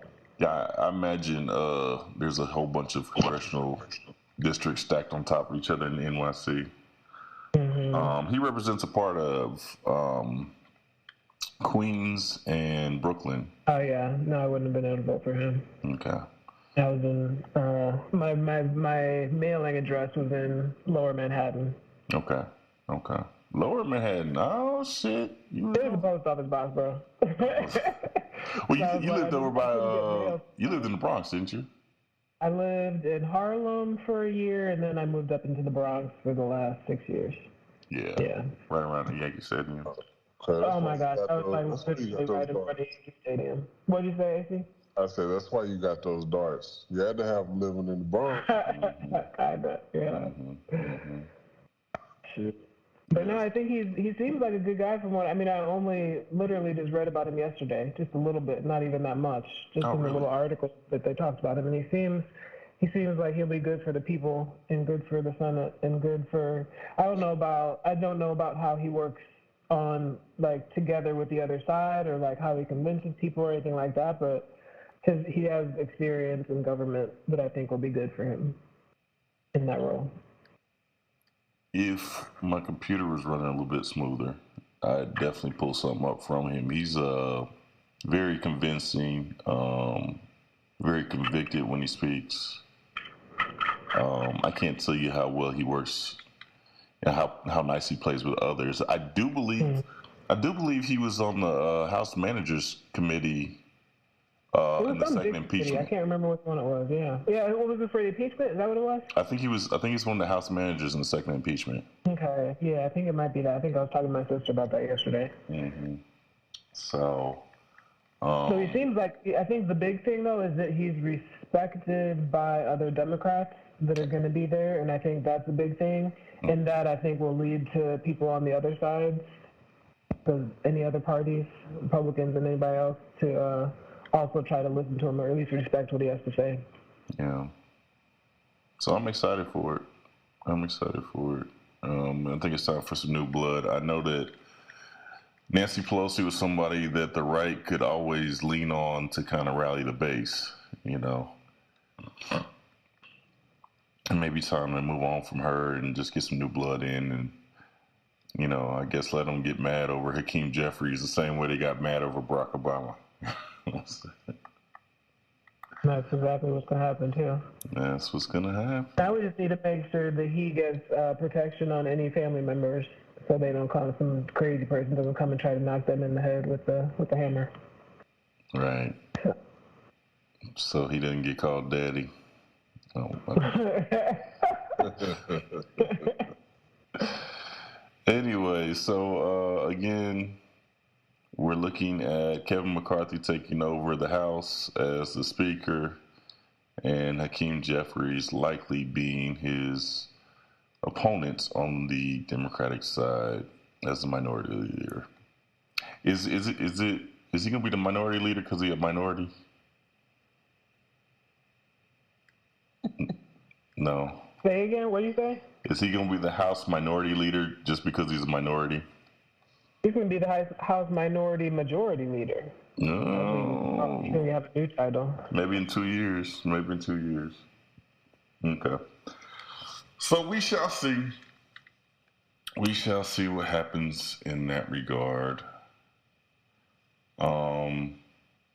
Speaking about the election, we got a little information here from Charlemagne and Adia Rodriguez talking about the Latin vote. So let's take a look at that. Those items. Because that's always the big surprise, right? Charlemagne. Charlemagne, so do I. Go ahead. I mean, the Latino vote was split, right? With 43% voting for Republican Brian Kemp. So why does the Latino vote differ so much from the black vote? Because we got our own white people. Oh. And people don't understand that we have and the assimilation possibility for Latinx, Latina, Latin people is higher. People can come from other parts of Latin America, marry white as like they're told to do, assimilate and assume a white identity that black people cannot escape from. So they will continue to vote in that way because to them that's upward mobility. And unfortunately for us, success means being patted on the back. Not all of us, because y'all gonna go crazy on Twitter. I ain't got a Twitter, so it's okay. But they get the pat on the back from white people, and they feel like that's what being American is. Damn. And that colorism is real in our community. It is real. Jamal, what do you think?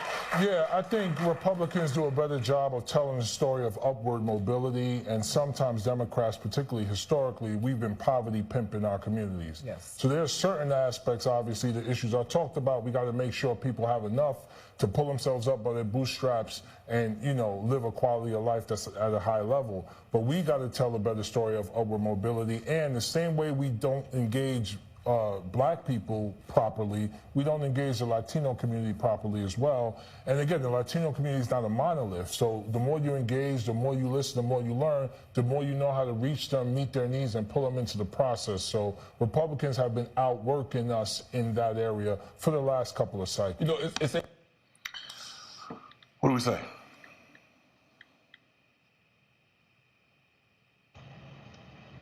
I mean, valid points all across the board. I like the little conversation about assimilation. I think that's always, you know, something that's I'm just curious about it because assimilation is key. I mean, you kind of have to assimilate to succeed. And I don't know if there was a good point in there about, you know, how they tend to marry, procreate, and things like that. Lighter children and so forth and so on, easier to assimilate. So I don't know, I thought it was some valid points. I did like the little portion about how the Republican Party talks about upward mobility. I never really looked at it like that, but that is something that they sell quite heavy. Mm-hmm.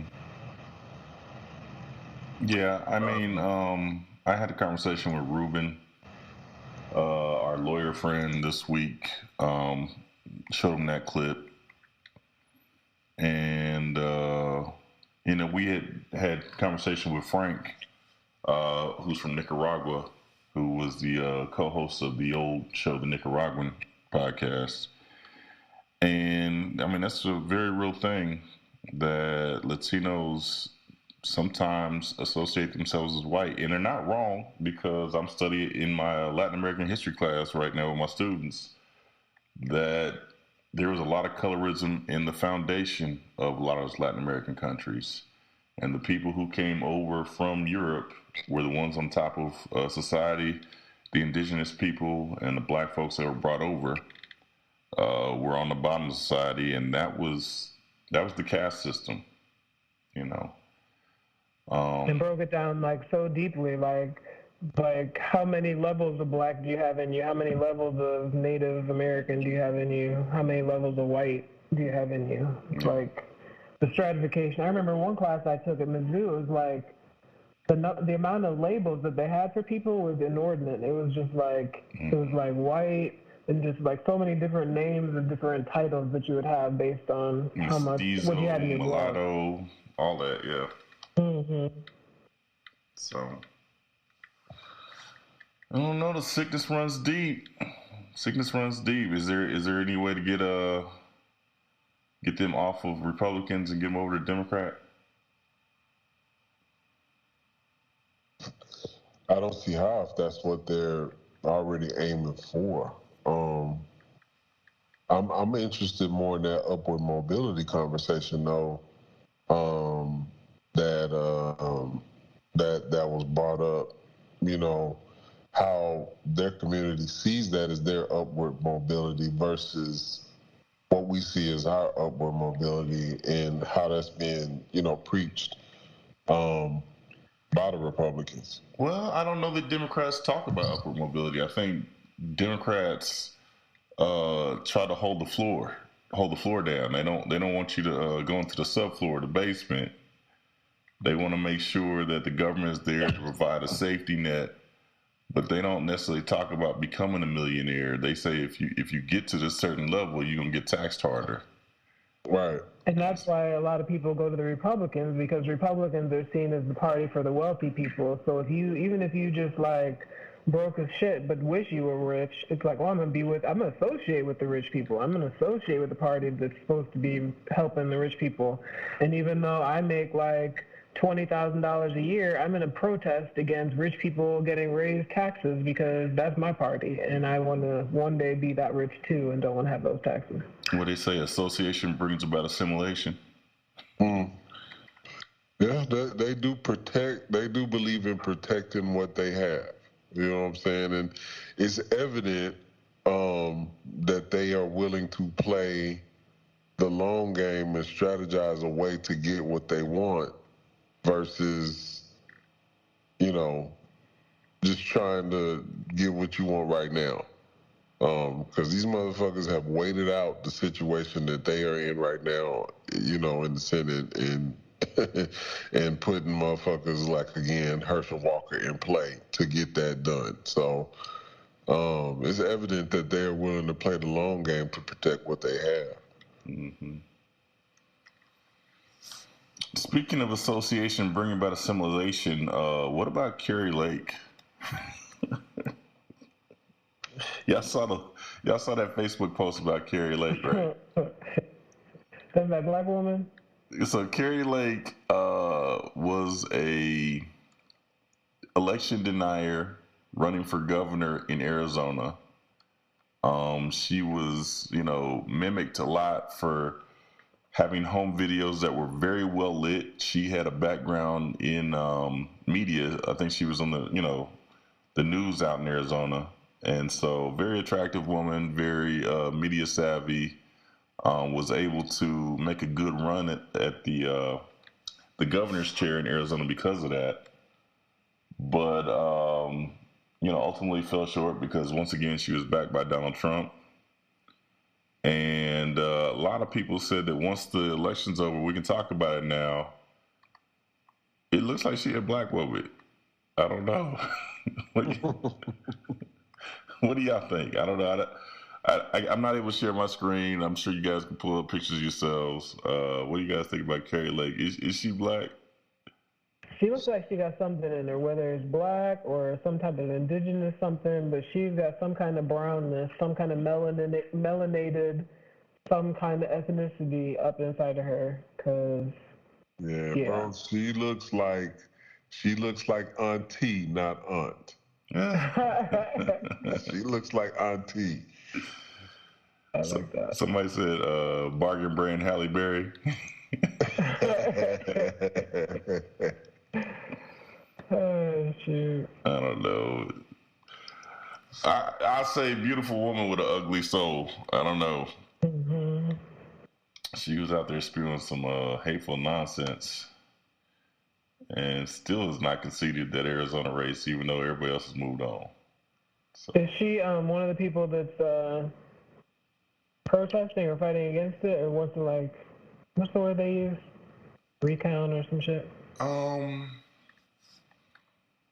mean, I think she's on that. Fraud. That's where they use, like voter fraud or something that made her not win. Well, I tell you what, they did the cold open for Saturday Night Live, and they had somebody portraying her, and they were doing on Fox and Friends like live updates, and it was like, okay, it sounds like you're behind the polls.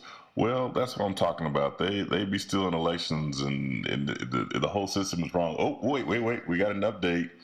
Sounds like you're up in the polls now. And that's what I've always said, that the American people have spoken. Yeah. And it kept going back and forth, and she kept flipping sides based on however it went. I watched a video from Barack Obama on Trevor Noah this week, and you know, he brought up the fact that, you know, these election deniers never deny their own elections when they win. That's a fact. That's a fact. So I don't know. It's he said something that I think is very true. I think about 15 years ago, we disagreed with things, but we all played by the same rules. We understood the rules of the game. I think what's happened in recent years is, especially in the Trump administration, is that Republicans have started to argue what the fuck the rules are. You know? I wish we could have gotten to it. I know it's a 15, 20-minute monologue, but Dave Chappelle in that monologue says exactly that. And he says exactly what Trump was and what Trump did. You know, basically, I can to sum it up, he said, Trump, we all look at this big ass house and see all these politicians and all these people in the house, and like, what's the dirty motherfuckers doing in that house, you know, getting away with it. And Trump basically came out the house, told you motherfuckers what we was doing, then went back in the house and just started playing the game like, okay, fuck y'all.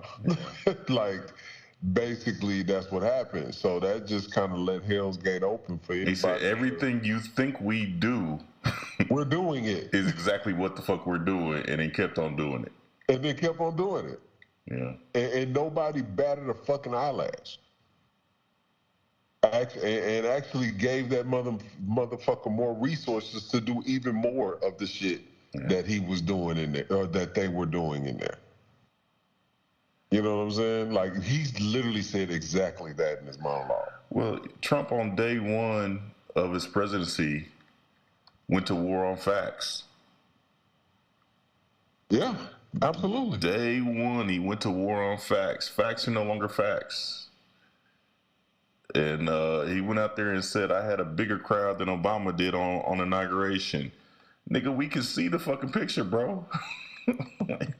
No, that's Photoshop. That's fake news. Yeah. They want you to believe that mine wasn't as big as Obama's when it really was. When that's what I'm saying. He's just sitting there lying to your face, and motherfuckers like, yeah, that might be true. They Photoshopped it to make him look bad. And that's really?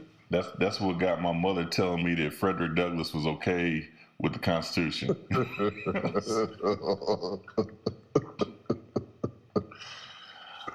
Oh, I hate it here, bro.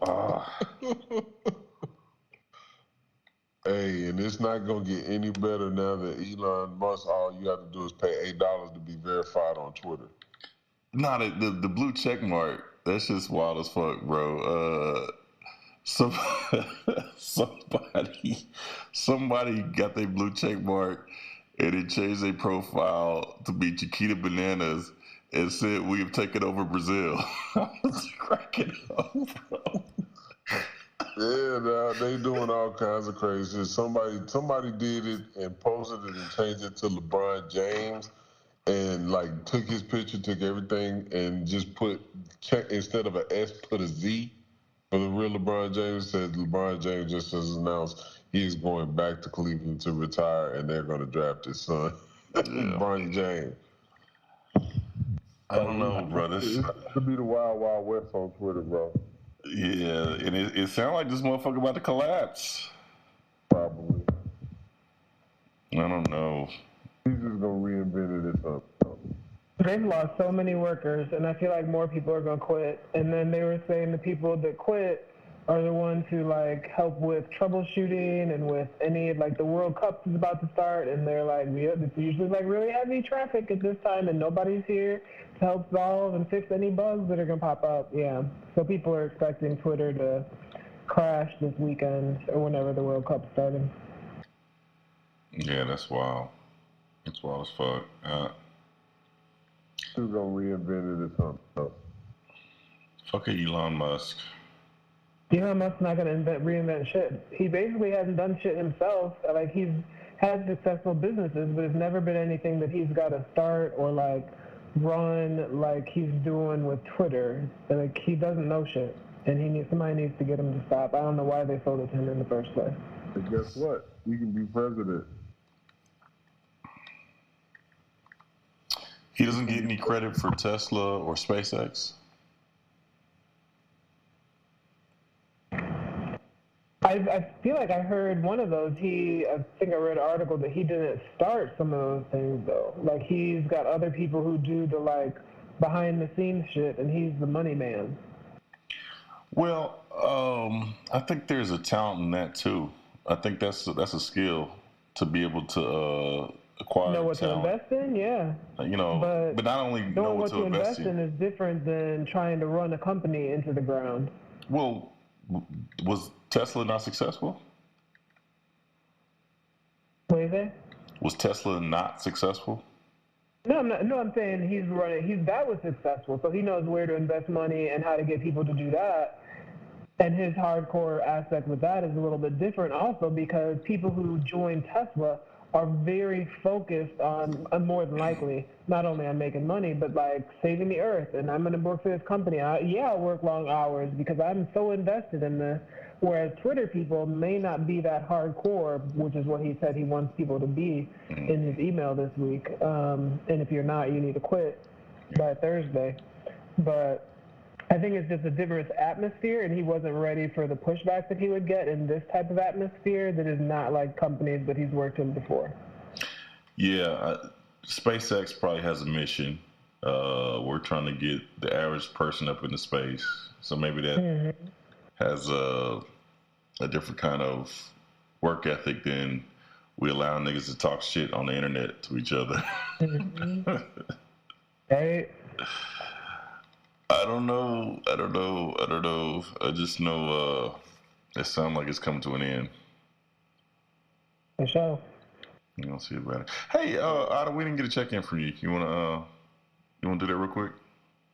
Yeah, I'm living life, trying one day by day. Got to see the Twins game today, so that was cool. They won very, very easily. It was quite ridiculous. How so bad you say the Twins? You're talking about Rogers Twins. Rogers Twins, yeah. So that was cool to see them play. Other than that, yeah, just trying to live each day and be better each day and grow in many ways. Still trying to put on weight since this fucking competition is very difficult, and so I'm trying to try some different things with that and doing my personal training stuff and just living life.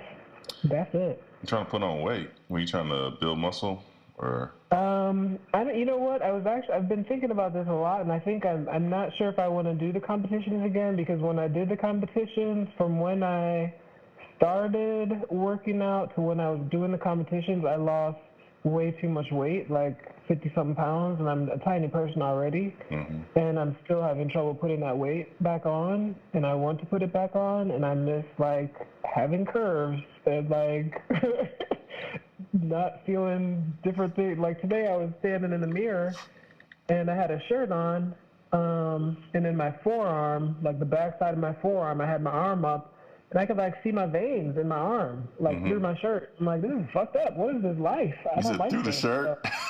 Through my shirt, bro. Like, my veins are popping. Like, I don't even understand. I thought, like, it was after I got back from the football game, and I was like, do I have another layer under this shirt? Like, is this shirt scrunched up in there? And no, that was my veins. So I'm trying to put on weight. I've been adding so much fat to all my foods that I'm eating, like eating more than I'm trying to eat. Usually, I'm even drinking more alcohol than I usually drink. I'm like, I just want weight on my body. Wow. I haven't worked out in months. I'm not even working out, so I've lost all the muscle that I had. So I think I'm gonna start working out again, but also eating more, so that I'm not burning more calories than I'm taking in. Yeah, the struggle is real. The struggle is real. Hey, Ida, we're on this journey together. So whenever you start back working out, man, she's putting it up. Whatever I drop, Yeah, and AC, I'm gonna get with you this weekend. We can try to figure out some stuff for you too. I want to help you out. We're gonna get our macro game going. Yeah, seriously, the struggle is real, and it's also like I don't want to spend a lot of money on food. So that's the other issue. I need to eat a lot, but I don't want to spend a lot. So I got to figure out how to make this work. It's expensive. Super expensive.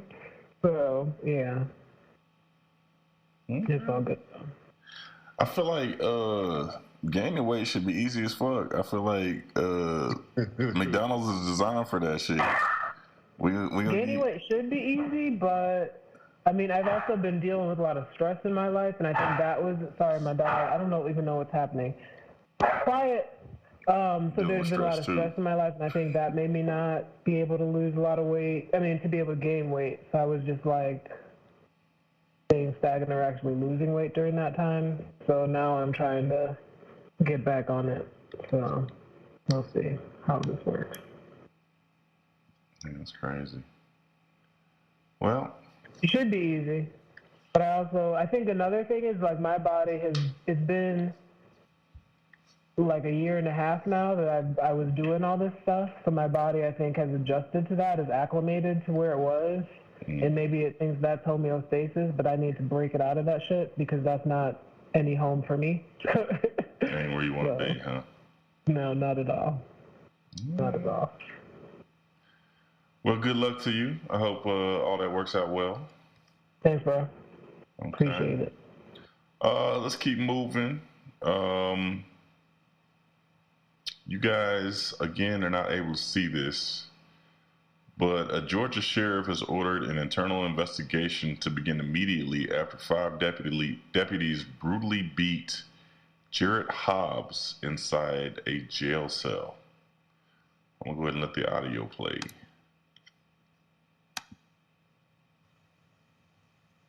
Okay, they came into the cell. He's on suicide watch. They jump him. They beat him up. He's providing no resistance. This is a gang-related attack, obviously. Look at the brutality here. Other inmates literally come to save this man. No other news agency has this story yet. We're the first to bring this to you. And I have significant background as to what happened to this man. Very sad. It continues, and what happened afterwards is that literally they did nothing to help him. So, did everybody get a chance to watch that video? Yeah, I did. I saw it. What are your thoughts? I was confused because without the sound, the first thing I said, it looked like somebody was jumping him into a game. Like looks like somebody was literally. It was a jump in. I don't have no words for that type of shit, man. Like. We already said it before, how many times, okay, this one was caught on film, this one was shown, but how many other young men have they fucking did that to? You know what I'm saying? Like, how many other young men in that prison have they just beat the shit out of? For whatever reason, it ain't a reason for 5 white men to go in a cell that's smaller than my bathroom and beat the shit out of one young black kid. Well, it was 4 white men and a brother. So yeah, Don't let But that be lost. that nigga was throwing rocks and hiding his hands. I saw him too. I was looking. I don't think he got one off. I think he looked like he was searching for his opportunity, but I don't think he fired off. He slipped one in. I think at the end it was like a little slide, a little slick piece. He slid one in like I'm with the team. I'm with y'all. I'm with y'all. I'm gonna throw one in too. But yeah, man, that shit is disappointing, but not surprising. Kim, you found some information on Jared Hobbs, correct? Yeah. So some of the information that I was able to identify was he was originally picked up for, and again, me sharing this information does not warrant what happened to him. I'm just giving y'all a little bit background history. He was arrested for speeding, driving with a suspended license, revoked license, and possession of a controlled substance, but it doesn't state if he was under the influence of a substance when he was detained.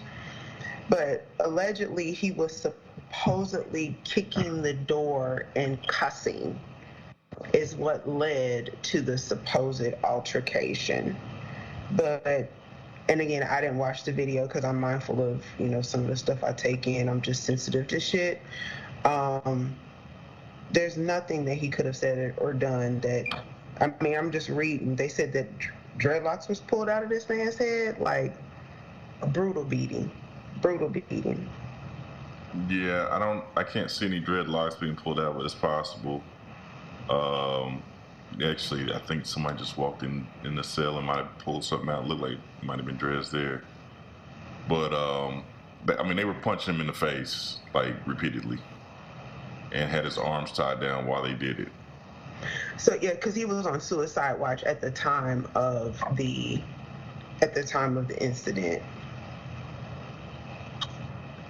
Well, suicide watch. Well, if you want to go to the great beyond, we'll help you out with that. Right. It looks like they wanted to give him a first class ticket. Yeah, it's just wild as fuck. I don't know. Ida, you get a chance to check that out? No, I haven't seen those. I don't know if I would to, but yeah, that sounds crazy. Especially if it just looks like a gang initiation. They were really beating his ass like that? They were getting it. Yeah. He was getting whooped. So, you may not have seen that one, but I'm pretty sure you did see this one. You brought to us a teacher that had enough and hit a student in class. You want to talk about that?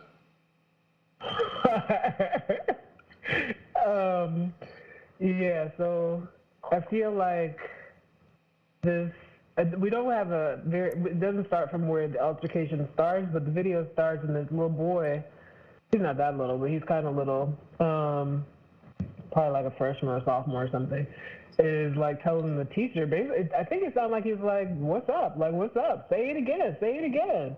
And the teacher suddenly swings on the boy. And then, this is like at the front of the class, behind like the teacher desk. It looks almost like a science room or something. I don't know. It's like they got a desk in the front and all the kids are sitting back there. Swings on the kid. Kid is like shocked. Teacher swings on motherfucker again. They like start moving around the whole rest of the room. Teacher is still steady swinging on this kid. Has something in his hand. I'm not sure if it's an eraser or a cell phone or something, but starts beating the kid in the head and trying to swing on him with this item in his hand. Other kids try to stop him. Some kid in the room has a safety guard vest on and tries to pull him back while she's wearing her safety vest. All of a sudden, some kids go into the hall and some adults come back in, and the teacher was still swinging on the kid. Some adults come in the room, and the teacher's all of a sudden like, who hit me? Who hit me? What happened? Like he's trying to play it off, and it's like, bruh, every kid in this room has their cell phone out and has you recorded and shows that you were steady swinging on old boy, and he did. I don't even know if that boy got a lick on that teacher at all. And I will have to say that a small part of me was like, I feel like every teacher has probably had a kid somewhere, whether it was yours or not, where you might have just envisioned doing this. And I'm not saying I would ever put my hand on a kid, but you imagine sometimes. A kid stood up on me last week. Oh no, what happened? Oh, he's you know, he's got an IEP. Probably needs to be self-contained. And he called himself getting disrespectful to me because he just mumbles little bullshit under his breath as he walks down the hallway, cussing people out under his breath. And so I was coming around, I was asking, just checking to see if he was doing his work. He was like, "Oh God, I'm not doing what you asked me to do." Just out of the blue, nothing disrespectful to begin with. Oh God. Just are you doing? He said, "On my dead grandpa, I'm not gonna do what you asked me to do." And so I had sat down next to him just to kind of get on his level to talk to him. And I said, "Well, on my dead grandpa, I don't really care what your dead grandpa has to say about the subject." He stood up like he wanted to fight. So I stood up, and I'm about a foot taller than dude. He got pretty quiet pretty quick. And so I said, "Hey man, you free to go, bro." So he starts to walk out the door, and he calls me a virgin, and I'm like, a virgin? What kind of insult is that anyway? That probably works with 16-year-olds, you know what I'm saying? That works with a 16-year-old. That might work with a 16-year-old. I was like, "Yeah, I'm a virgin with 2 kids, dumbass." I had to call him dumbass. I meant to say pussy. I will say, I don't have to imagine what it's like, because I have had to put my hands on a kid before.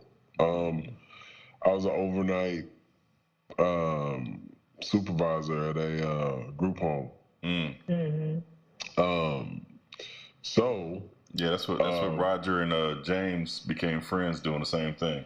Yeah, so when they got disrespectful, it was green light time. Yeah. It was green light time. So yeah, I mean, I can understand. I just, like I said, play stupid games, win stupid prizes. You want to keep standing up and challenging adults, and you want to act like an adult. One day you're not gonna run in the jump. One day you're not gonna run in the idol. One day you're gonna run into that nigga in the black that's gonna hit you with a Mike Tyson hook across your jaw and keep charging your ass and not give a fuck about coming back in that school. Yeah, because old buddy's not that tall. He probably about 5 foot. I say maybe 5 himself. Yeah, so he's about 5'9". He only about 5'9". I don't think he's 5'9", bro. I think he's way shorter than that. So he probably got that Napoleon complex. Let's go ahead and run the video. Let's see what it do. So you say that shit or what's up, bro? You say that shit, bro? You say that shit or what? I'm telling you, bro.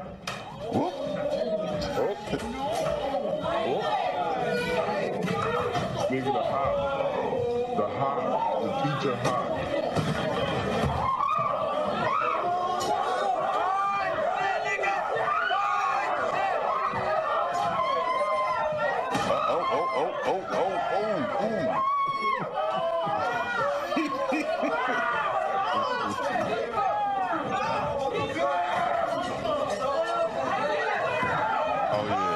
Trying to take his head off, bro. He's not fucking around with this child.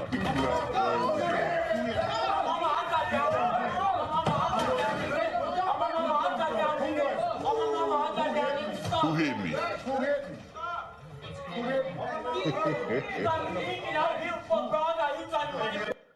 That is wild. That is wild.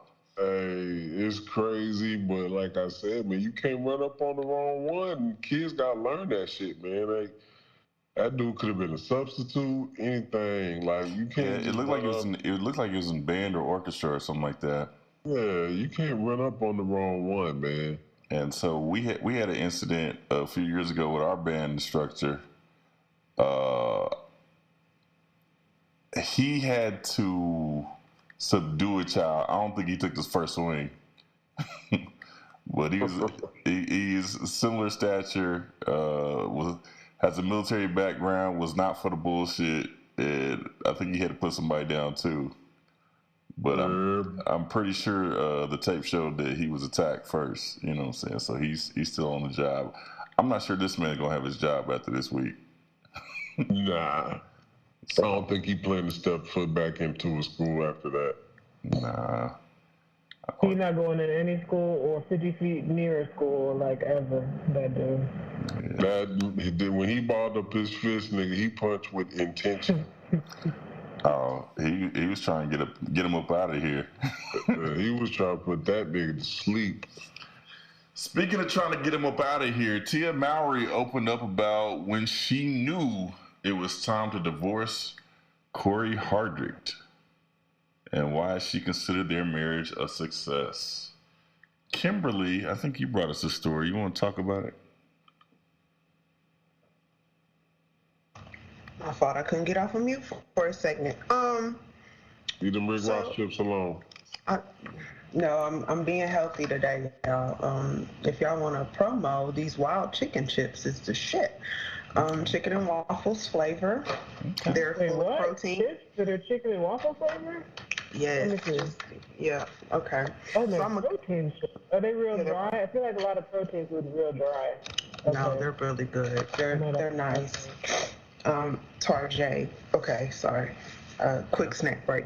So Tia was able to talk about, their marriage being a success. She was saying basically it was a graduation. Like, we've been together, we've learned all we could learn, we've grown, and we are growing apart. So, we decided to stop this thing and co-parent, and she gives a brief detail about what the co-parenting will look like. I mean, I thought it was a beautiful way to describe divorce or the ending of something that they had compiled together in just like a very respectful way. I don't really hear of divorce being a positive thing. So I thought it was a nice little spin. Joe, you want to go first, or you want me to go? No, I'm stewing over here. I'm gonna let you do it.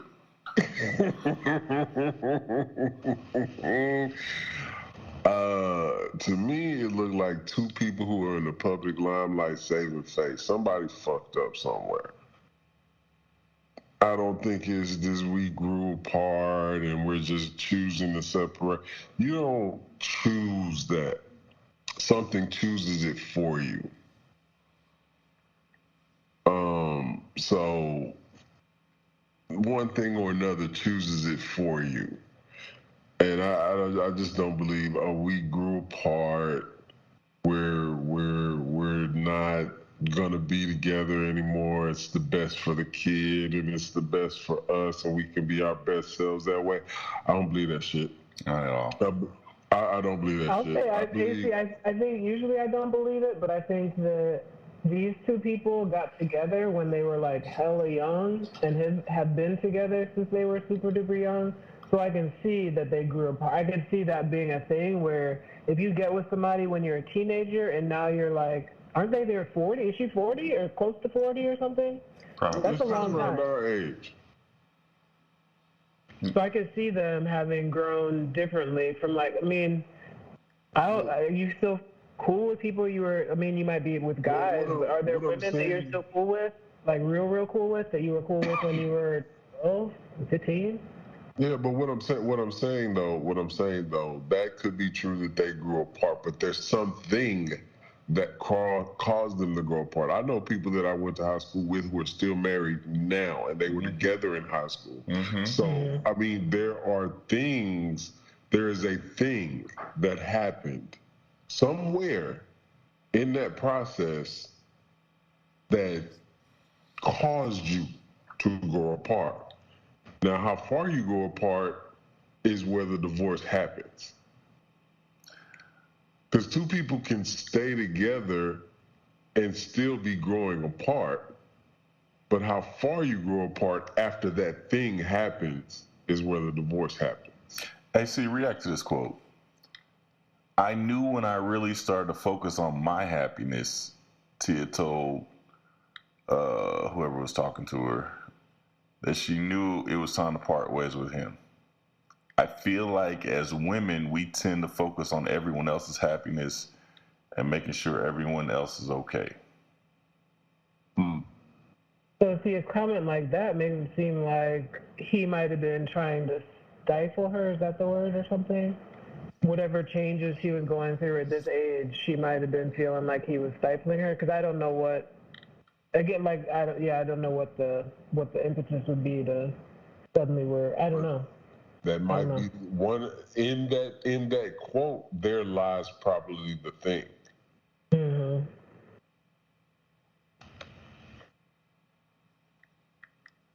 That quote, reacting to that quote where she's saying she has to do everything and has to. I'm gonna let you take it for a minute, Joe. I need to. Well, I was kind of going off of what Ida said with stifle her, and I don't know. I, in my marriage, at times felt like, hey, if this is something you want to do, don't let me be in your way. But me trying to stop from stifling her didn't stave the marriage. You know what I'm saying? I think it has to come from within. I think it has. So if you're going in a direction away from your husband, and your husband tries to bring you back in a direction that you are, or that he is, you know what I'm saying? Is that stifling, or is that trying to, prune off some branches that are growing the wrong way, and keep the vine growing strong? I don't know. I don't know, that little whole sentence just kind of struck me. I think it struck a nerve with me,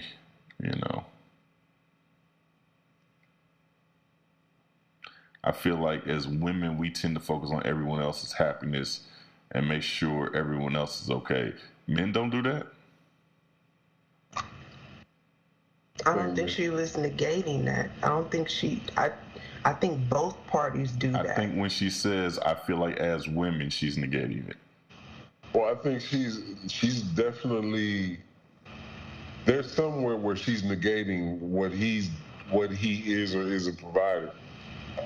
She's negating that he's providing something. I think she's saying that she is making herself a priority, and she realizes that could be selfish, and maybe she needs to take that time to focus on herself. I think she's making an I statement, not necessarily focusing anything on her husband, or ex-husband. I think she's realizing that she was using her husband to fill a void within her that she should have been able to fulfill herself.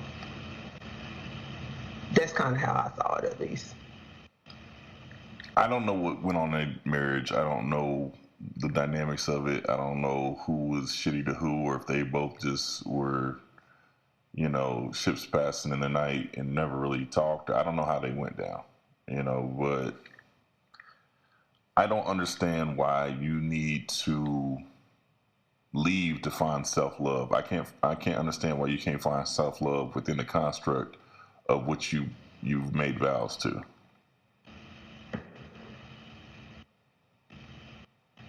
That's a valid point, but that wasn't her choice.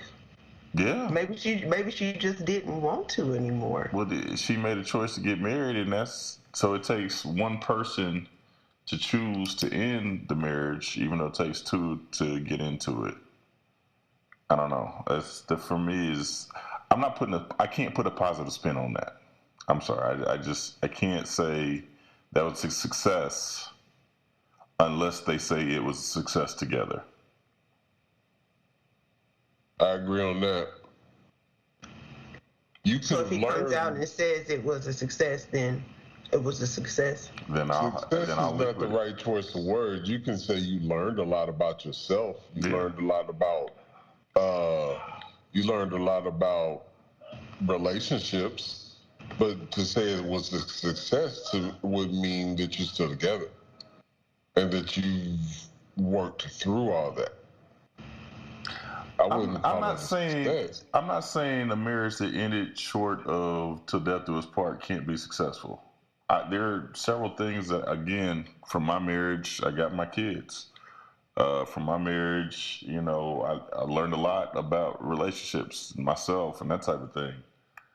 I think there can be successes, but I just think to come out and announce to the world that my divorce was a successful marriage without it being, it sounds based on the quotes here that she elected to leave and then she's declaring it as a success. And that to me seems very one-sided.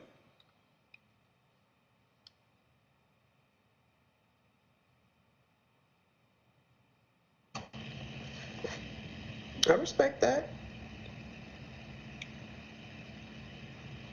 I can't argue with that. I mean, is there any quote from him or anything he has to say? Kim, you looked at it closer than I did. I don't know. No, from the article that I was able to see, there wasn't any real viewpoint from him. Let me scroll down. He's mentioned because they definitely have her quotes there, So I mean, he was a second party in his marriage. Is there any quotable material from him? No, but let me look up and see. What's his name? I don't know him. Let's see, Corey. Let me check and see if Corey has anything to say about the divorce. But I mean, there is a thing where you revert back to that statement Joe just repeated. The one I repeated? About her, finding herself and, as women, we feel like we have to take care of everybody else. Yeah. And, the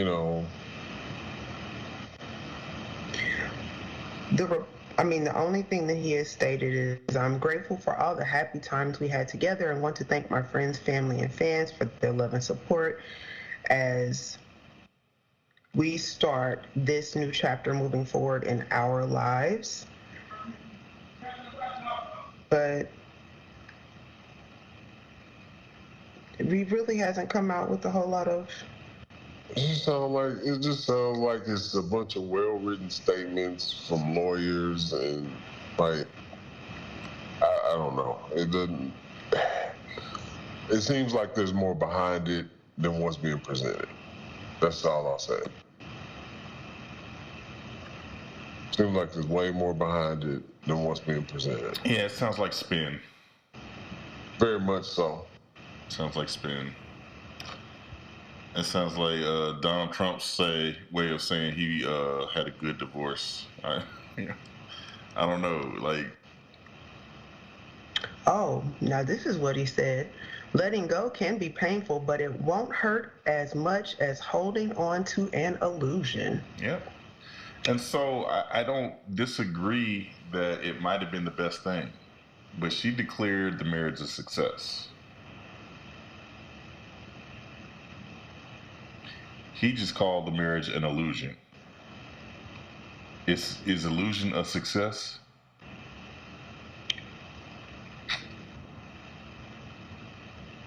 Maybe it was an illusion from his viewpoint and a success from hers. Maybe her getting out with her sanity was a part of that success. I don't know all the ins and outs of their marriage, and I really didn't follow their story too much to begin with. But I think also,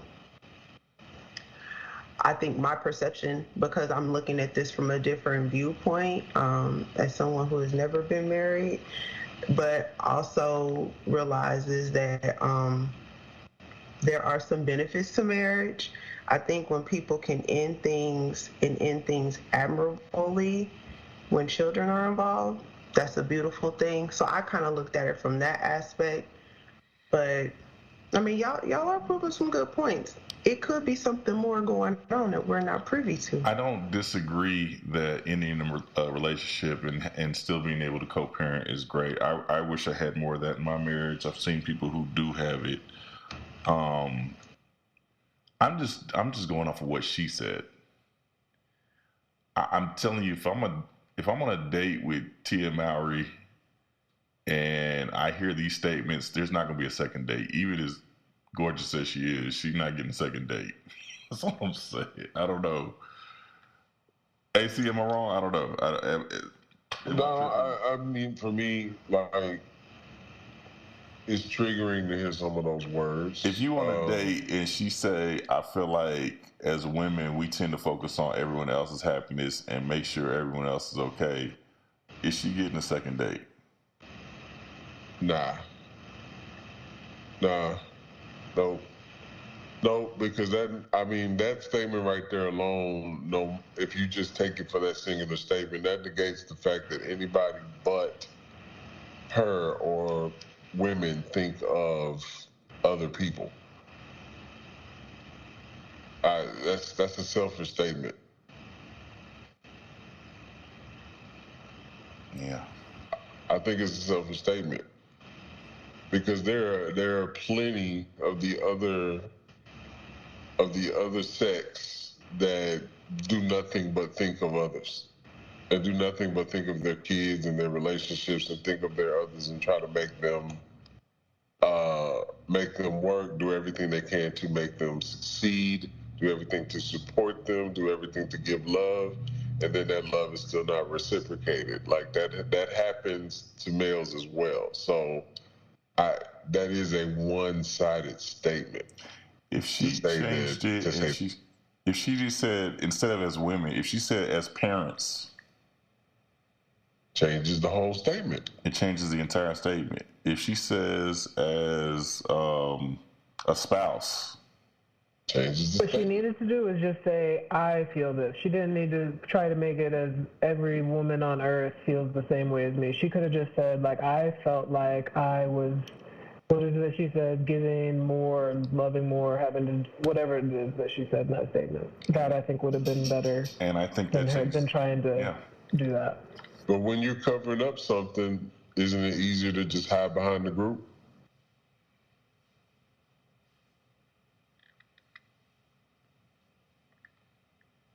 Stand in the crowd. Yeah. I feel more protected. Yeah, she's talking to two women on this show. And so I think she probably tried to connect with them in that way. I don't know. I wasn't the intended audience for this. I know that Kim brought this to us, and I think there is a message here that is redeemable. I just read the statements within the story, and I was completely turned off by it. But that's just me. I'm not Tia. Good luck on her path. You know. Anybody else want to comment on that? Sis, good luck out in these streets. It's not. Good luck out in these streets. She might find out it was better back in the house. Maybe. I don't know, but anyway. Mike Tyson, Evander Holyfield. That was a hell of a fight back in '97. Who watched that? AC, we watched that together, didn't we? AC. Yeah. Didn't we watch that fight together? I don't know if we watched that fight together, man. Didn't Trey Robe had a fight? He might have, but I was somewhere very specific when I saw that, sir. Okay. I think I was over at their house watching that fight, man. So I didn't know if you were there or not. You know what I'm saying? You might have been. I was somewhere very specific when that fight was happening. Okay, well, I don't know where specifically you were. You don't seem to be wanting to divulge, details. We're not gonna do that. Okay, but I was hanging out with your boys watching that fight, and as we know, Holyfield was giving Tyson the business. Tyson checked out and decided to chew on his ear, and so now that's a business enterprise. Mike Tyson and Evander Holyfield partnered to create ear-shaped cannabis-infused edibles. The first version of Holy Bites is cherry punch flavored, which Tyson joked. Cherry punch. That's good. Which Tyson Cherry joked punch. in an ad is the flavor of Holyfield's ear. So I'm with it. I'm with it, man. Let's go to Las Vegas and get some. I'm with it. One thing you can be sure of is that nothing is more rewarding than the gift of giving. Happy holy days. You go first. You go first. No, you go first. Right? You go first. Okay, I'll go first. I'll go first. No, I go. You sure? You mean, Here you go. what's this? I'm glad we iron things out. you got Iron Mike and Iron. Now I got you a gift.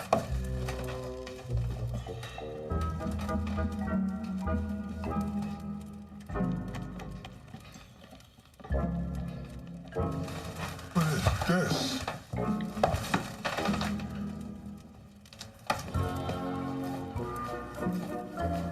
What is this? I got you your ear. No, it's not. This ain't my ear. Yes, it is. Cherry pie punch flavor. My ears don't taste like cherry pie. Yes, they do. My ears don't. Yes, they do. Man, they don't. Yes, they do. No, it don't. Yes, it do. Why I ate your ear, I should know. Well, you're right.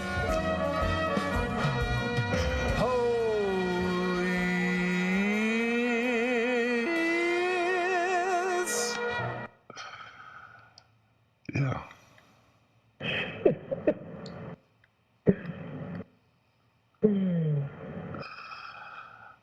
I don't know what to say to that. I don't know. I felt like I wanted to buy the product until I heard that commercial. Now I'm like, I don't know. Agreed. I'm sure it packs a punch. It'll probably be all right. Oh yeah, I'm sure it's good. That was just a really whack commercial. It was, but I think that was the purpose of it too. Yeah. I feel like that was a bit of a stoner commercial. I don't know.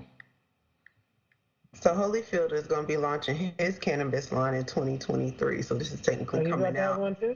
Yeah, he's about to have one too. And I feel like there's a lot of athletes that are getting into cannabis, and they usually kind of partner with somebody else who's already in there. So I think this was a beautiful partnership. That commercial was it was weird. But the products are Delta 8 infused, THC infused. I was about to use a different cannabinoid. And let's see what else. Delta 8, oh, and of course CBD. And they're currently on sale in Arizona, Illinois, Nevada, and New Jersey. So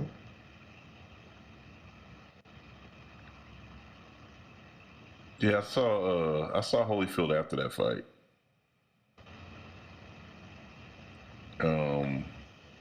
I was still running track. It was after my freshman year. I was doing AAU that summer. We went down to Orlando to the Wild World of Sports for a national championship meet.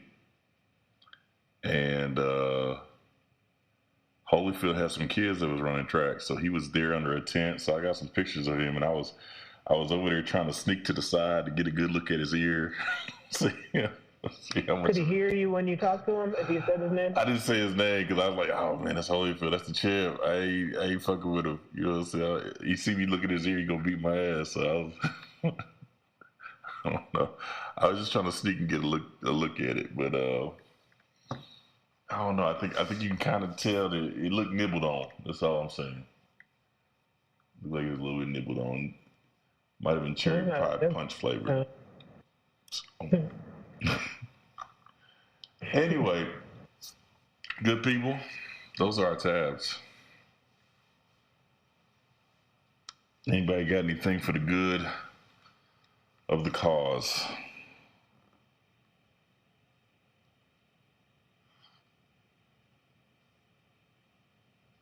Somebody got something. Somebody want to say something. Something's burning on somebody's chest. They got to get it off. Who got something to say? Donald Trump. Fuck Donald Trump. You know what? We almost went the whole episode without announcing that motherfucker's back. Yeah. Yes, he's back. Back again. He's back on the trail. Fuck him still. Fuck him. Yeah, it sounds like the Republicans are like that too. Yeah. Yeah, Although I read one article today that people were like, yeah, well, we can't support him right now, but if he's the nominee, we'll vote for him. They will. Like, I can't stand him. I can't stand anything about him.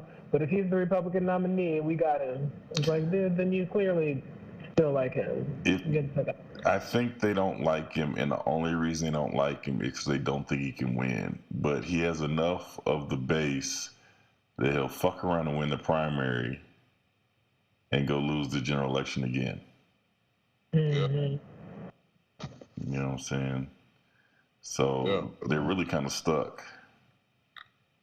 But they can't say they don't like him, and I keep bringing it back to that, and they're willing to put Herschel Walker in office. They can't say they won't vote for him. Oh, they're going to vote for him. It's just, can he win?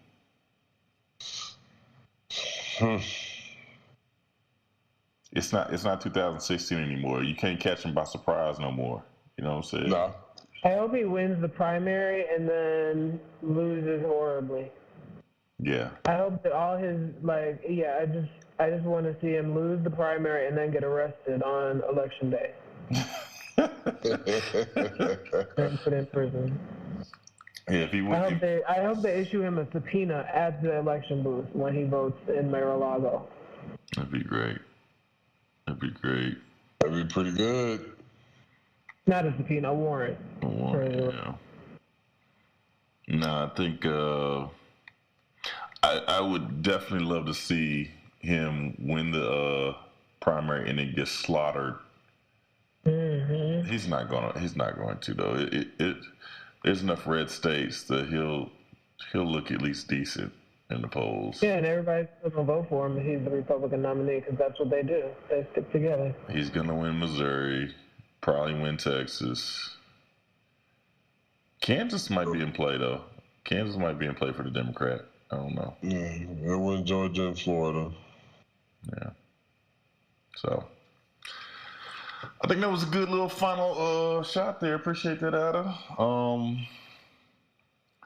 For the Lady of Lavender, Sweet Honey Buns over there in AC Slim, this is half of the Brothers of Doom, a.k.a. Joe Pop. Sending a shout out to Donnie Bosco for, his kids being on the way to the state championship game. Oh, side note, school I used to coach for a couple years ago on the track team, their soccer team has also qualified for the state championship today. So they'll be playing to win state in soccer. That's East High School in Kansas City. So good luck to those young men.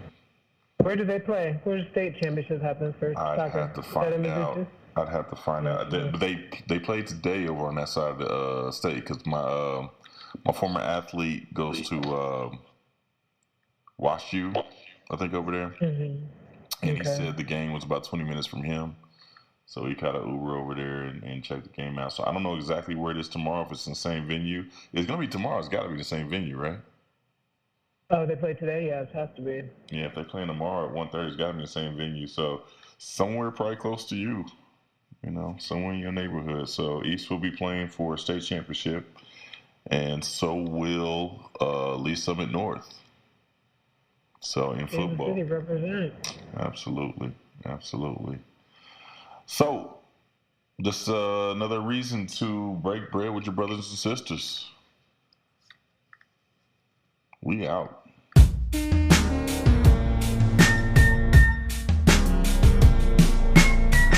All right, peoples. I appreciate everybody stopping in. It's a good podcast. I feel like all the women did most of the work, though. Not that we do. I think, yeah. It's like Tia. Which one is it? Tia or Tamara? I forgot which one it was already. They're the same. It doesn't matter. They both. I don't know. The other one's got a white husband, right? She married to that Republican on Fox News. Mm-hmm. The other one. She's a That's why when I first heard somebody was getting divorced, I thought it was the one married to the Fox News guy, but it was not. Mm. No, they stand by their people. Yeah. Republicans, yeah, they'll do it to the bitter end, huh? They were shotgun your ass than to get a divorce. Huh? I don't know. You know, as far as it goes with Tia, I mean, everybody got their own truth. She was the only one who experienced her marriage. God bless her. You know what I'm saying? I hope she do well. But she better get that attitude together before she start talking to other people. That's all I'm saying. I may be wrong. That's my problem. That's a me thing. I'm projecting. I don't know. No, you're not projecting. Those words brought some shit out of me too. So, they are silent triggers. Yep. Kim's sitting there like fuck these niggas. I see that look on your face, judging.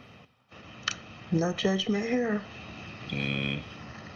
Y'all have a good night, though. Look at all that was just dripping with judgment right there.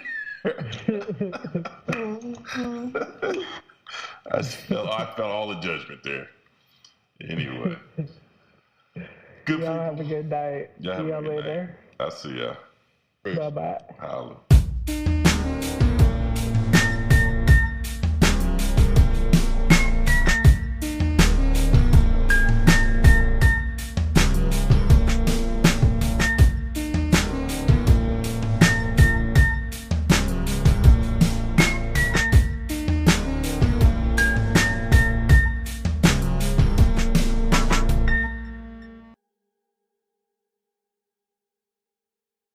Break bread with your brothers whenever possible. At Jared, we have a brilliant selection of beautifully crafted diamond engagement rings and certified loose diamonds so that you can find the perfect one for your one and only. Best selection, best prices. Enjoy the Jared difference today. Jared, love brilliantly.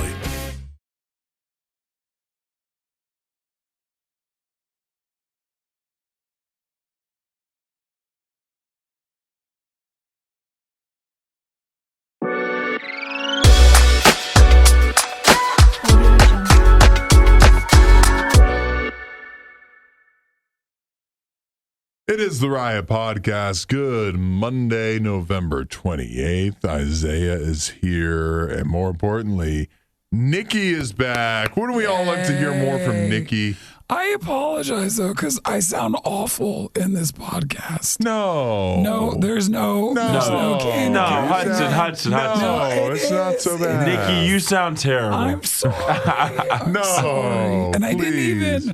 I didn't even want to do that to you guys, but I feel okay to come in and run things, like run the board, but I just know I sound bad.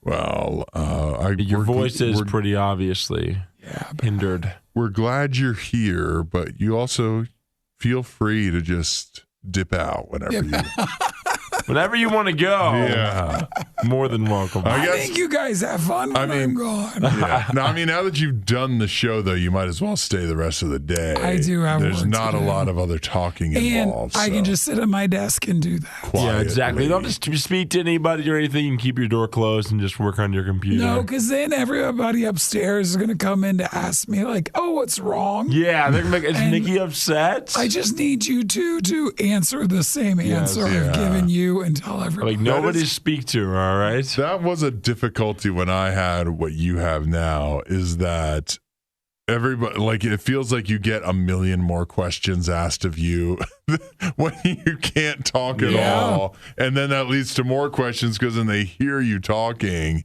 and you just kind of want to shut up, you know? Like, how can I get out of here? I just want to assure this is don't ask, okay? Yeah, Don't ask me about it, but Exactly. I'm here for, a smaller part of it. Yeah, and so today on the show, one of the things that we talked about was a man who did not want to speak to anybody at work, and he also didn't want to do anything after work either, but he ended up winning, what was it, a court case about being boring at work? I didn't see how much money this guy made, but after 7 years of being in court he says that he got fired because he wasn't enough fun at work and he didn't want to go out and do like after work drinks and outside of the regular work hours, seminars and stuff. He didn't want to participate in that. That's not what he called fun. And it is what his company called fun, and turns out he was the right one in the end. I mean, he was awarded what would have been like his pay during that time. So it was 7 years, though, wasn't it? Yeah, so that's a lot of money. That's a lot of money. As long as it went. But he should have waited longer. Yeah. He's like, I actually quit 20 or I got fired 20 years ago. Yeah, that would have been good. Yeah, we also talked about, at the very end, Hudson and Nikki try my favorite Thanksgiving side. And it was fantastic. Here it is. Yay. I was hoping it would help my throat, but it also didn't. No, I don't think the sugar helped. Oddly enough, it didn't quite help. We talked about the old cherry fluff and a woman who ended up suing Kraft because her mac and cheese was not as advertised. Yeah, and I think, are we in support of that? Because she's technically correct, right? I don't know how I feel about it. It seems kind of slimy. Yeah, what do they call it? The ambulance chasers? Yes. Yeah, it's just someone who's always looking for and you usually find out that person's also a lawyer himself. Makes so they sense. can do this on their own. I don't know. I say when we talk about it, I don't care how you figured it out. You figured it out a lie, and whether you were looking money for out a of lie. Yeah, that's right. This is like getting mad at her for suing them over this is like getting mad at like if your girlfriend takes your phone and then sees you're cheating and talking to somebody else, and it's like, well, you took my phone. Well, you were looking through my phone. Yeah, you wouldn't have known if you weren't looking through my phone. That's your example. That's my example. That was a bad example, What do you mean? I get the correlation a little bit. It's the same thing. We can't get mad at her because she found out that Kraft is lying in front of all of our faces. They're cheating on us. I just want to end on that note. I think that was a good way to end it. All right, let's leave it there. Well, we will talk to you guys tomorrow then. All right. Or kind of talk to you. Yeah. We'll see how much we're talking to you. Capacity We'll Nikki's see able what to it's talk like. to you. Bye. All right, see you guys. Find more Riot content online. Riot.radiou.com. The hand strikes and gives a flower because no! Nikki is back. But can we really be sure that it's Nikki? Can I just clap during the show?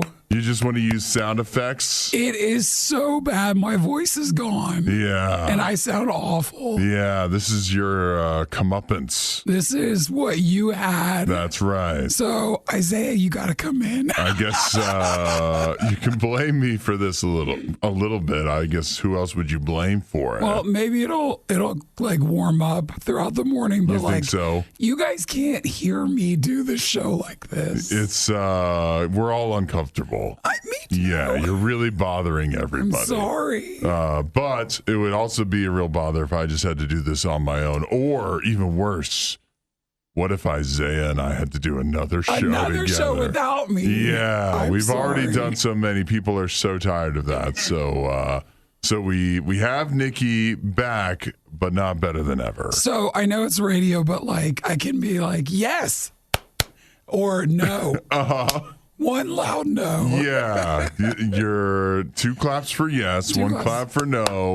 And I hate what's wrong with my voice. yeah, this is it's unfortunate. It really is. But this is what I was dealing with when I had the voice issue that you had that you have now, is that otherwise, right, you don't feel horrible. I don't feel horrible. No, it's just that there is a lingering phlegm, a lingering mucus. There's some mucus that is stuck up in all of your cavities, that all of the places where your voice should normally flow through, and it just won't go anywhere. And you it just won't sound quit. ridiculous. What do you mean? I mean, like, you sound ridiculous. I sound yeah. ridiculous. Yeah. To where people are like, oh my gosh. You're like, no, my voice is just gone. Yeah. Well, I'm sorry, everybody. Nikki, this won't help you on the radio, but I know. You've got your looks. I'm just here. Your pretty face. I'm just here And to don't forget about the importance of body language.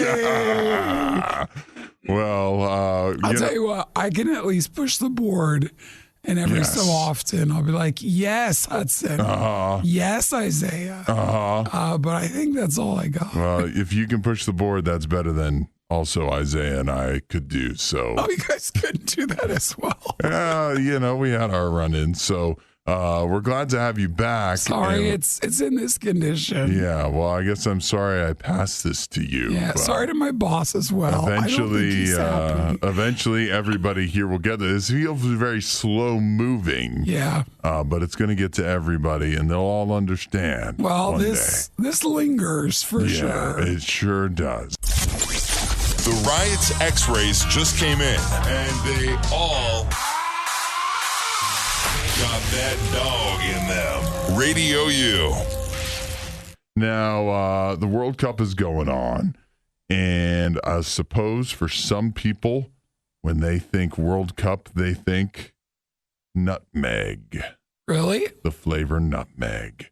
I'm not sure why that would be, but that is what Pepsi is saying. At least that's what they're putting out as the official flavor for the World Cup. Pepsi Nutmeg Royale is their new flavor. Is that because more of the host country? For Qatar? Maybe. Yeah, do they grow nutmeg there? They're big nutmeg people out there. Yeah. Big nutmeg guys. That's nutmeg, Qatar. No, it goes with soccer. This is why it goes with soccer, I'll tell you right now. Because there's a move in soccer where if you kick it between somebody's legs, that's called a nutmeg. I swear it is. That is the truth. That's the truth. How do you know that? Because it's the same thing in like any sport, like lacrosse that I played, and like hockey as well. Like if you put it between the goalie's legs, it's called a nutmeg. I've never heard that. I'm not sure. In that's hockey, why. we always call that the 5-hole. Oh yeah, it could be called the 5-hole as well, or a nutmeg is what it's called. Oh well, you could be completely making that up because I've never heard it before. But I'll take your word for it. So I guess that's why they call it. And you know what? Look what's happening on the I'm looking bottle. at the can. It lends credence to what Isaiah said because that is exactly what is happening to in the design on the can. Somebody's getting the ball right between the legs, and so that makes sense. Well, the Pepsi Nutmeg Royale, that is their flavor for the World Cup. Now, here's the thing. Unfortunately, this is going to be very hard to get. They say it's going to be extremely limited quantities. And in fact, we don't even know how to purchase it yet.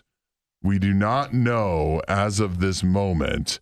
It doesn't look like Pepsi has announced. They put out a commercial for it with Lionel Messi and Ronaldinho, but they haven't said where. I mean, you'll want to be following the Pepsi socials, but they haven't said how you can get it exactly or when. Probably not in stores. Oh, certainly not. It doesn't sound like the flavor of the World Cup then if I can't even drink it on my couch while I watch the game. Yeah, I guess not. That maybe it's so exclusive you can only get it at the World Cup. Oddly enough, that'd be the one thing that they allow is nutmeg Pepsi. What's the box it comes in? I was wondering about that too because it's got like it looks cool. It's almost like wood. It looks like an international shipment, doesn't it? Like a crate. This way up. Oh yeah, that is good. So that is. What do you think? You think nutmeg Pepsi would taste any good? It's kind of it's a nice autumn like seasonal spice. Maybe it might be all right. I don't know if I'd like it. You don't know? I mean, I'm sure it would be fine because it probably would taste like Pepsi with like just like a little like hint of nutmeg. But at the same time, I'm not like a huge nutmeg fan in general of the flavor. So I don't know if it would be for me. You think you could pick nutmeg out of a lineup? Seasoning wise? Yeah, if you were blind and somebody put a bunch of different seasonings on your tongue, you think you could differentiate nutmeg? Sounds like a challenge for you. Yeah, you think you could differentiate? I don't think I could do it. No? No. If it was nutmeg versus ginger? Oh, no. Nutmeg versus cinnamon, you think you could? I think it's pretty similar. Nutmeg versus cloves, they're all kind of... Now that's a World Cup. Yeah, that is the World Cup. That is right. Well, that is something you want to keep your eyes out for. It's a flavor from Pepsi that is coming, but when and how to get it, we still don't know. Good luck, though. Add a little riot to your Instagram feed. Follow @RadioUOfficial. The Riot. Radio U. Football headlines. But today, I think I just want to do football headline. Michigan plants the flag at the center of Ohio Stadium after dump trucking Ohio State. Was that the term? Something like that. Yeah, that's the polite term. That is putting it politely. I'm sure you two guys watched the game. When did you give up hope?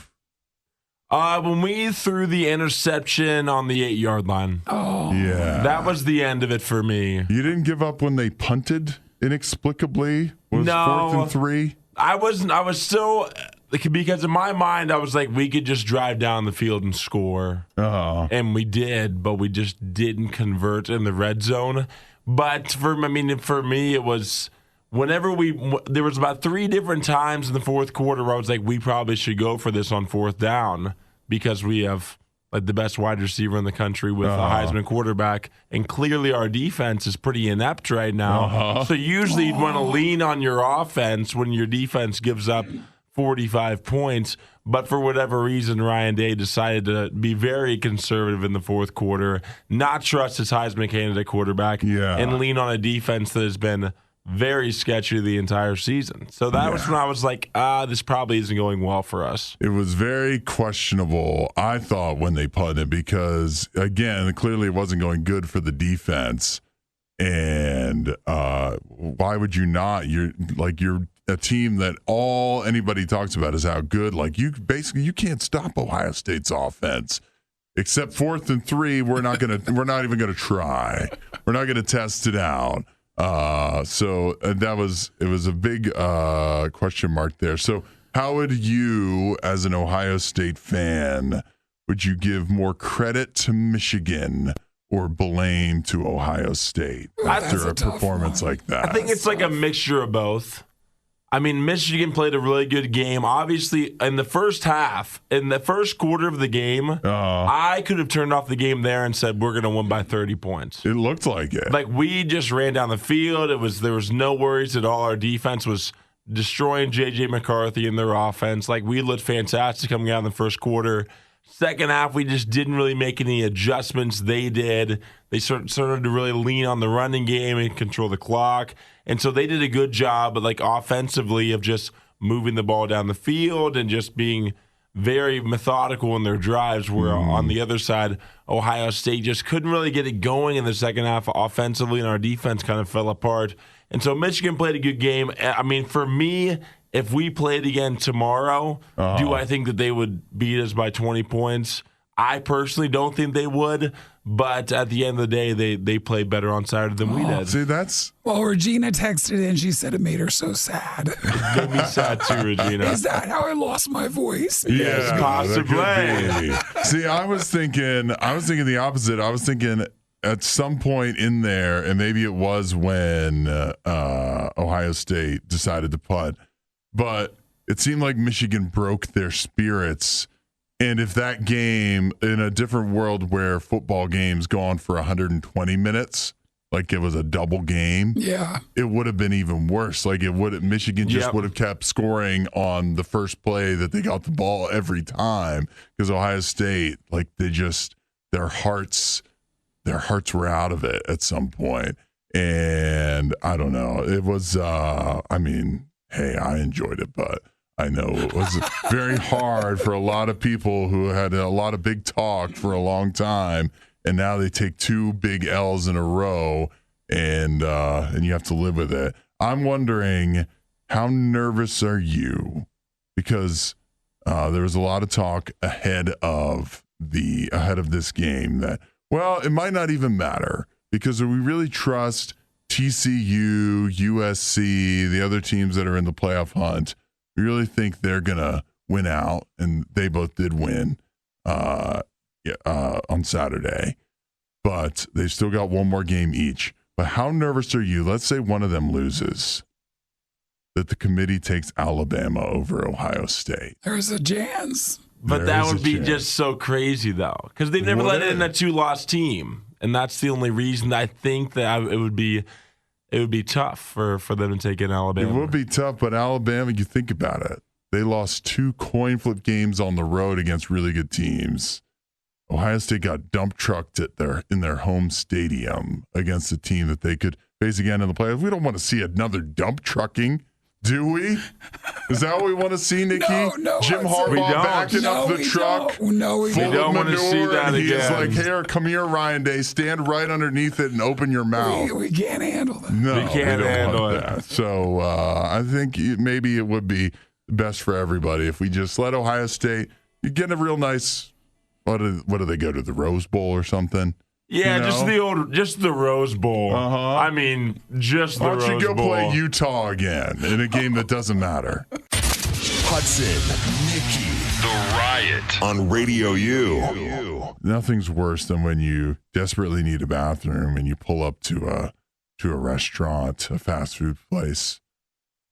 Due to staffing issues, the dining room is currently closed. It's always closed. It's always closed. Are they ever going to reopen them? Like, that's my question. There's so many around me where I live that just the dining rooms are still just permanently closed. Like, am I ever going to be able to go back in there again? I don't think. They just don't have enough people. Yeah. I think they are. They've realized, many fast food restaurants have realized they're happy that way. Even if they do, like, they're just not going to hire more people. Because it's not worth it. I mean, you already see a lot of new places being built that are really just like Taco Bell's. Of course, that's their thing of the future, is you just need a bunch of drive-thrus, and that's probably what it's going to be. But it is unfortunate. But all that said, I feel like there's one place you can still count on to be open on the inside, and that's McDonald's. I don't know. It's not pretty. It's not pretty. I think it is, because the one next to me isn't even open on the inside, unfortunately. Nope. That's the place I'm talking about. McDonald's is the one place where I feel like I know I can find a toilet if I need one. And I think also because so few people now, everybody's just expecting the inside to be closed. So that means it's nicer inside because nobody goes in there. So, nice and clean. And so, again, that means you haven't been in a while. We have one woman here who found herself in a McDonald's bathroom, and she really needed it. But it turns out what? Well, it's not for that reason. She did. She really needed it. We have a woman. Her name is Alandria Worthy.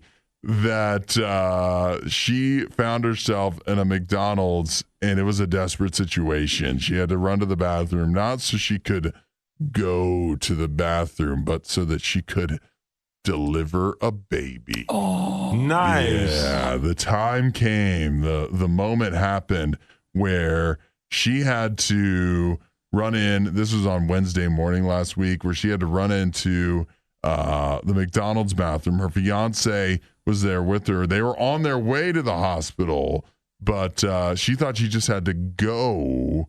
And actually, it turns out like, well, you can go, but you also need to deliver the baby here. So the fiance, of course, trying to help out, and a couple of McDonald's workers. There happened to be a few other women there that were like, well, I mean, we're not doctors. Clearly, we're not nurses, but we're women. So we can step in and help out, and that's what they did. If I had more of a voice, I'd dissect that with you. What do you mean? I'm not. What? Listen, I would be Isaiah. I'll dissect it instead. Yeah. Jump in. So clearly.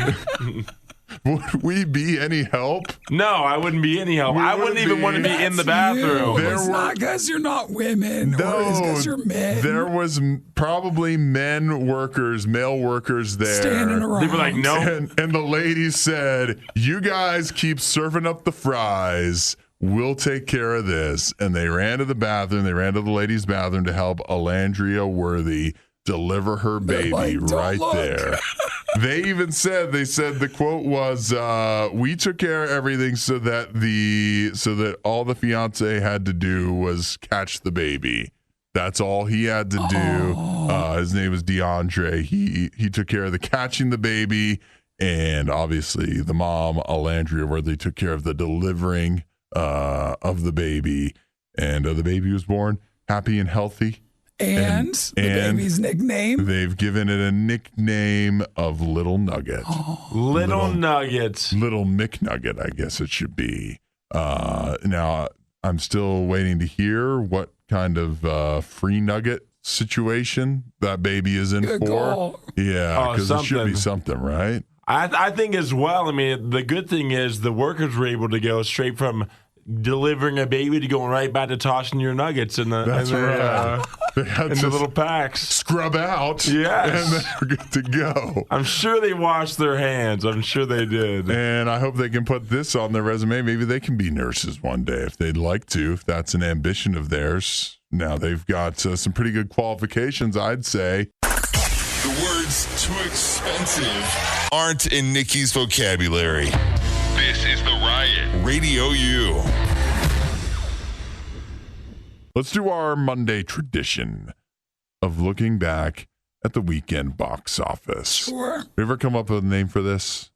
Box office buzz. Yeah, that sounds good. Is that good? That's or good. does that sound like what's coming out when we do things? That sounds like what's coming out. Okay. How about the buzz recap? Yeah, the recap of the buzz. Wait, is that confusing with Battle of the Buzz, though? It's all one big buzz. All right, we're all buzzing. Okay, this weekend, we're looking at the Thanksgiving weekend. So a lot of these movies, in fact, I guess all of them, really would have come out ahead of Thanksgiving so that you could go on Thanksgiving Day, on Black Friday, and I think even like the Wednesday night before Thanksgiving. So this is a 5-day weekend, they call it.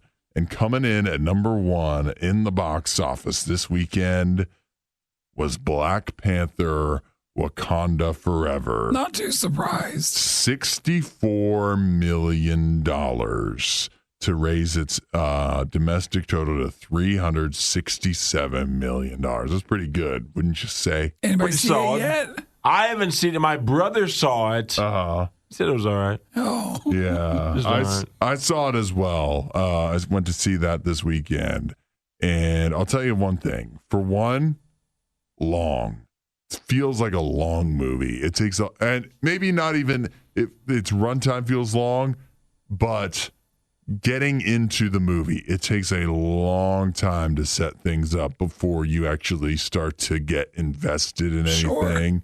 Sure. 2, there's been a lot of criticism of Marvel CGI in like some of their recent movies.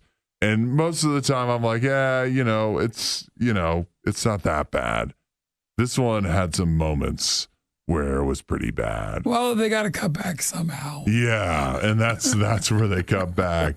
And finally, I feel that the performance of like all the characters was good, particularly the main character. However, I don't know if they did a good job selling me. I don't know if it was well written or well executed, selling me on really getting excited about the lead of the movie. I don't want to spoil anything. So, but if you've seen it, you know what I'm talking about. Did you like it or not? What's the consensus? I mean, like, I wasn't upset that I spent 2.5, 3 hours in the theater.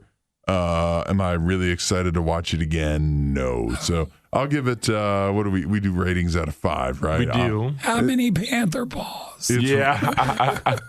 It's really a 3. A 3. Yeah, it's a 3 out of 5. Okay, fair. Just okay. Okay, let's move on to something else. Number 2 in the box office this weekend, Strange World. So even though it wasn't number 1, Disney still gets the top 2 movies for Thanksgiving weekend. Strange World made $18 million. I haven't seen a thing on Strange World. Me either. Not even a trailer. I haven't seen it. I haven't seen it either. Not one thing. That's like the new kids. Like I know, it's a kids movie. It's animated. Who did you say was in it? It's like Jake Gyllenhaal and there was a couple different, like pretty like well-known people that were voices in it. Yeah, but they said for Disney. That's awful. Yeah, especially on a Thanksgiving weekend, it doesn't feel really great. Number 3, see what you think of this. The Knives Out sequel, Glass Onion, made $13 million. Mind you, it also is out on Netflix, right? It's not yet. Not yet? Not for a few more weeks. They got to stop doing that. I know. It's just really confusing. But it was a theater only, and then it'll be out. It did make $13 million.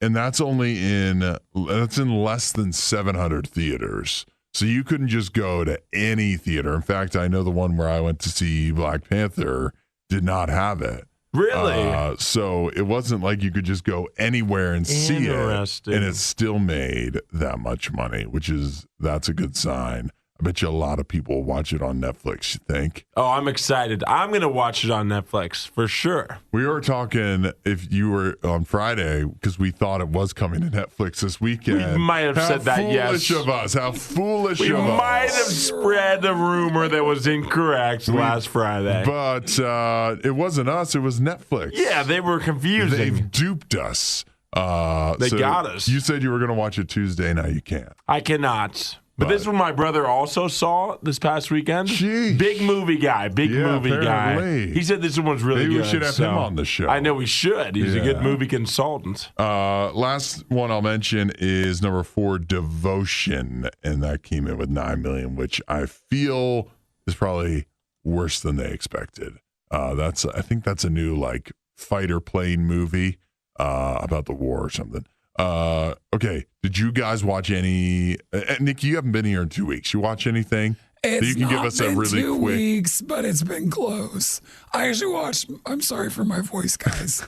I watched a lot of shows. Like I caught up on a lot, but you don't want to hear me explain it yet until my voice. I'm sure you back. loved them. I did. Yeah, I right. did. Seems like it was great. It was great. Did you watch any entertainment that wasn't sports related? See, that's what I was trying to think. I don't think I did.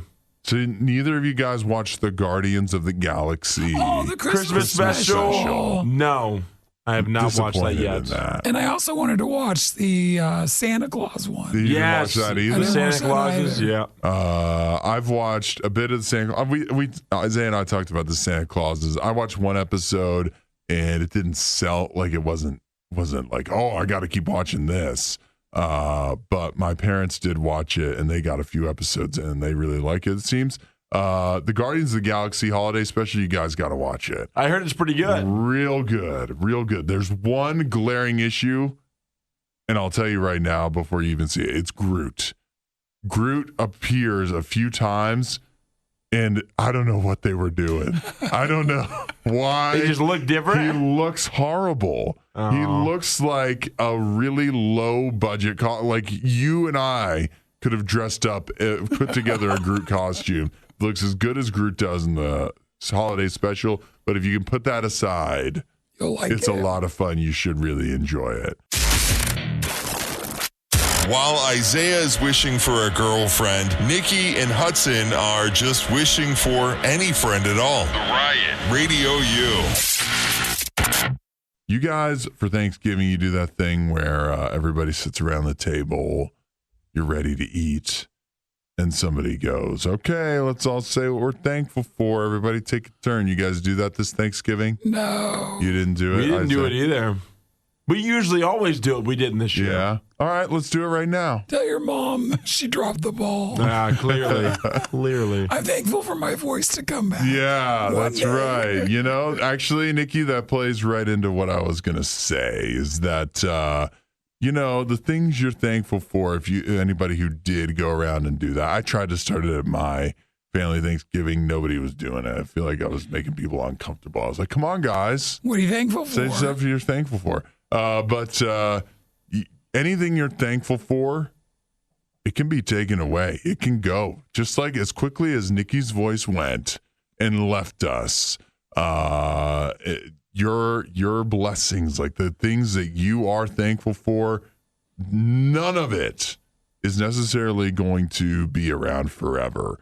And that's difficult because so much of that's in many ways what makes our life so great is that like all the things we have to be thankful for. That's what you appreciate about life. But what if some of that stuff goes away? You're still going to appreciate life. Like what's going to keep you going? I'll tell you what can keep you going, even if you feel like some stuff has been taken away from you. And it's God, because Jesus will not be taken away from you. He's the one thing you can be thankful for, that you can hold on to. And even in the midst of other things you can be thankful for that might disappear, that might not last as long as you hope they do, God's not going to leave you. He'll never abandon you. And the best of all is that he is there in those moments where other stuff goes away. He's there for you to hold on to. And that is something to be thankful for. And it's something that you can have.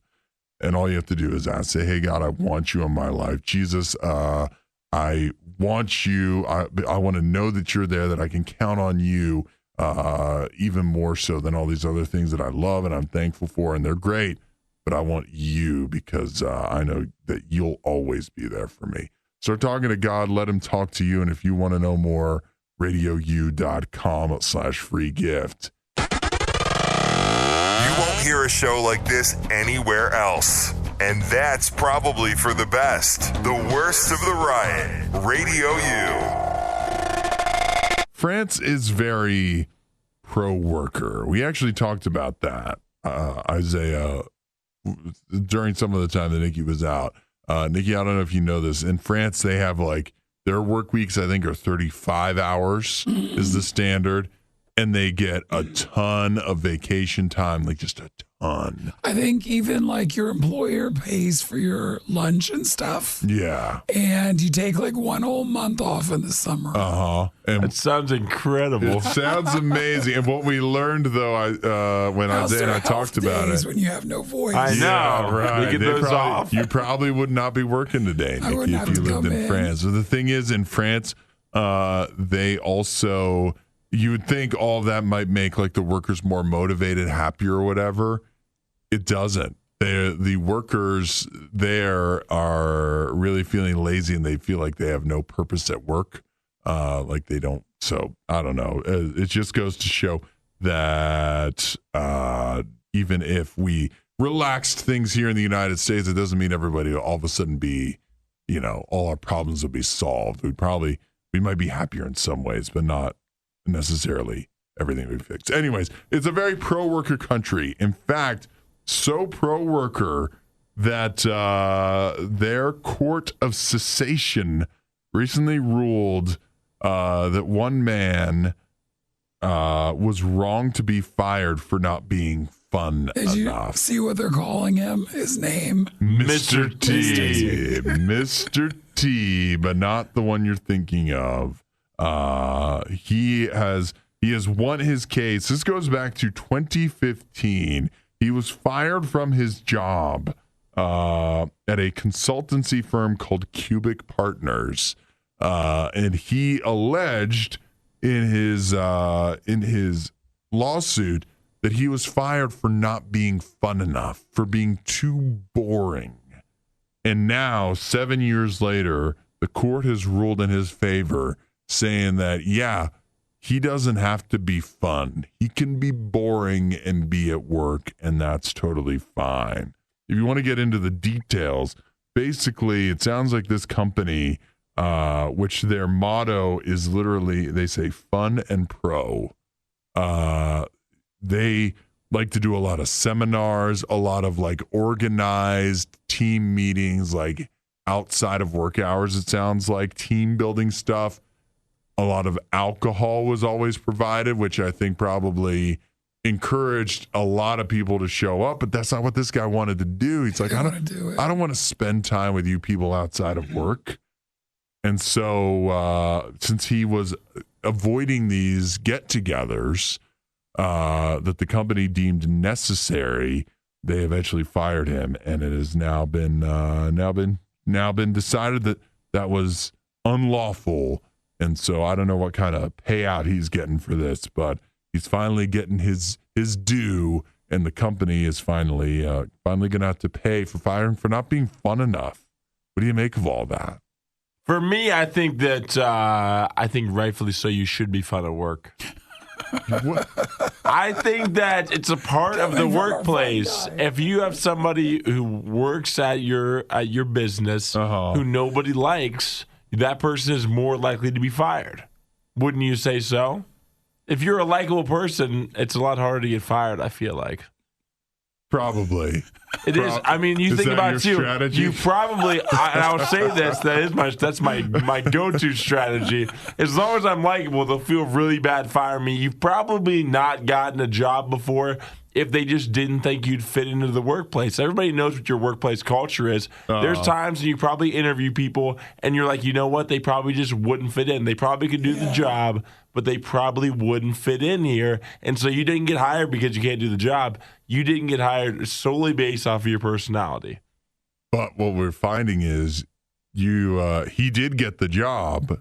And once you get the job, you can't be fired for not being fun. Apparently because of your personality. I'm totally with the worker on this one. The guy who got fired. I don't want to spend any more time with you people than is required by our bosses, required by the law. And so once our 40 hours is up, you guys asking me to go drinks after work? No, thank you. And that's what this guy is why we never invite you. That's why this guy. Oddly enough, this is why Hudson never gets to come. Oh, yeah. I'm sure you guys are having big parties, having lots of fun outside of work hours that I'm missing out on. Well, good for Mr. T. I'm glad things have worked out for him. And I don't know what this means for the United States, but you know what?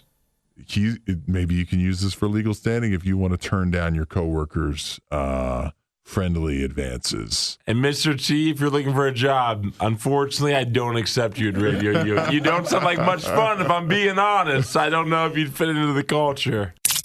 We're not sure who behaves worse, the Riot or their dogs. I don't even know how to behave like a real human being. The Riot, Radio U. You guys, Nikki, you did a little traveling for Thanksgiving. Yeah, I was in Florida. Yeah. Do you have any stories to relay from that? I might save them till my voice comes back. Sounds better. I don't think you want to hear the stories. So they're long stories. They're long. Yeah. Isaiah, you have any stories? You didn't like you visited some family, but you stayed around town, right? Yeah, I didn't travel really for old Thanksgiving. Yeah. I saw you got the turkey leg though. I did get the turkey leg like I said I would. Oh, like your family turkey? Yeah, like my family turkey. I went to a Thanksgiving of like 50 people, and I told Hudson before that, like, I always get the turkey leg. Yeah. And then I still even fought through the 50 people. I still got the turkey leg. Yeah, pretty impressive. For my Thanksgiving, I spent some time, and I want to get your perspective on this, particularly, Isaiah. I spent some time with my family in Maryland, where part of it is helping my parents move. They're moving out of their house that they've been in for a long time there, moving close to us here in the Radio U listening area. So that's exciting. So I helped them move. I also spent some time, with the rest of the family. We all got together for Thanksgiving, and then got to hang out with like some other friends and stuff. Yeah. From rural Maryland. And what I find was, and I don't know if this is you, Isaiah, as well, because you grew up kind of like it's a little country, you would say, a little country, a little redneck, a little hayseed. Even in Maryland? Yeah. Yeah, okay. Most of Maryland is that way, I would say. At least landmass wise. There's the big cities, the DC and Baltimore area, but other than that, it's a whole bunch of rednecks. And so when you go back, like you wouldn't consider yourself a country guy. I would say I grew up country, so I'd say there's parts of me that are still country, but I wouldn't consider myself country right now. You still access those parts. But see, that's what I had to do, because what I found myself was one night around a bonfire, and it was my brother and a bunch of other guys all talking about how they went deer hunting that morning. Oh, wow. Separately, individually. And I had to try to fit in with this. And that's where, like, sometimes you go back and you visit family and then you realize you've changed. You grew up in a different world than you now. Like, the world you live in now is so different than the world you came from. But you never hunted when you were there. No, I didn't. Yeah, see, that's kind of why I left, because I never really fit in with the redneck crowd anyways. And now you go back, and I mean, I think I can hold my own. I bet you I could tell you guys about deer hunting and just make it up, and you guys would believe me and not find a fault in it. And I even think with a few hunters, I could probably make up some stuff. Yeah, I could make up some stuff. But it's just sitting there and listening to other people talk about it, you realize that you have a totally different life than the people you grew up with. It's interesting. My brother he busted up his nose, and all the other hunters that went deer hunting that morning, they're like, "Oh, the scope must have gotten you, huh?" Yeah, from the gun. Yeah, the scope. I guess that's a hunting thing. You whack yourself with the scope somehow. Isaiah, that ever happened to you? No, it never happened to me. Oddly enough, because when you shoot the gun, it like has the kick recoil, to it. Yeah, the recoil. And so it probably came back and hit him in the face. That's what I hear is the normal thing. They had a long conversation about it. For my brother, it wasn't even when he shot it. Apparently, I don't know. What? I don't have the full story, but somehow the scope got him. So I don't know. It's just a thing I was thinking about. Like I can go back and I still dress. I can still act like I fit in. But the truth is, down in your heart, you feel out of place. I was a lot more at home in the morning when I was going out to a local coffee shop with my friend, and we were sitting in like a tea room drinking lattes. Oh, that's your vibe now? That's your vibe. I felt totally comfortable there, oddly enough. Around the bonfire with deer hunting talk, I didn't have a lot to chime in with. So that was just something, a little picture of the land that I come from in rural Maryland. Your For You page would be a lot more fun if it had Hudson, Nikki, and Isaiah. Follow at Radio U Official on TikTok. The Riot. Radio U. Would either of you folks describe yourself as someone who looks to bold statements of value when quickly selecting groceries? For bold statements? Yeah, bold statements of value. Is that what you look to when you mean like a better buy? Like if something's like on discount or something? No, I'm saying like if you're looking at the packaging, you see you're in the mac and cheese aisle. You see all the mac and cheeses, and one of them says, "Ready in 3.5 minutes." Oh, something to make That's a bold statement, wouldn't you say? Yeah. It's a bold claim. You're like, how can that possibly be? 3.5 minutes, you say? Well, I'll take you up on that, Velveeta. Is that how you guys are? Maybe. I would lean no. Not as much. Huh? So you maybe haven't been duped like so many others have by the Kraft Heinz company and their deceptive packaging, which says, and I quote, ready in 3.5 minutes. There is now a class action lawsuit being filed, headed up on behalf of Amanda Ramirez, who is of West Palm Beach, Florida. She went ahead and filed this lawsuit because on the Velveeta shells and cheese, the ones you microwave, the little individual. I've got them in my place right now. You do? I do. Then you may be eligible for compensation because it says very clearly on there, again, and I quote, ready in 3.5 minutes. However, it doesn't take a lot of detective work to realize that's not true, because listen to these instructions. 1, remove lid and cheese sauce pouch. How long do you think that takes? A couple of seconds. Couple of seconds, right? Okay. Then you must add water to the fill line in cup. How many seconds does that take? Couple more. All right, so we're at like 4 seconds. I'd say we're closer to 10. 10 seconds. Stir. How many seconds you stir for? It doesn't specify. 2. At least 2 seconds. So now we're up to at least 12. Then microwave uncovered for 3.5 minutes. So we're pushing like 3 3/4 of a minute now. And yet it said 3.5 minutes, did it not? So now they're suing for that. So they're suing because it is inaccurate. Consumers seeing ready in 3.5 minutes will believe it represents the total amount of time it takes to prepare the product. I don't think that's unreasonable to say, and neither does Amanda Ramirez. Meaning, from the moment it is unopened to the moment it is ready for consumption. And she's, that's right. It feels though like sorry again for my voice, guys. It feels like she's just finding a lawsuit. Maybe, but is she wrong? Is she wrong? I don't know. Just because she found it, maybe she was looking for things to find. If you find, are we going to get mad at a guy who's out metal detecting when he finds treasure? No. He was out there looking. If we were looking, we could find something like this.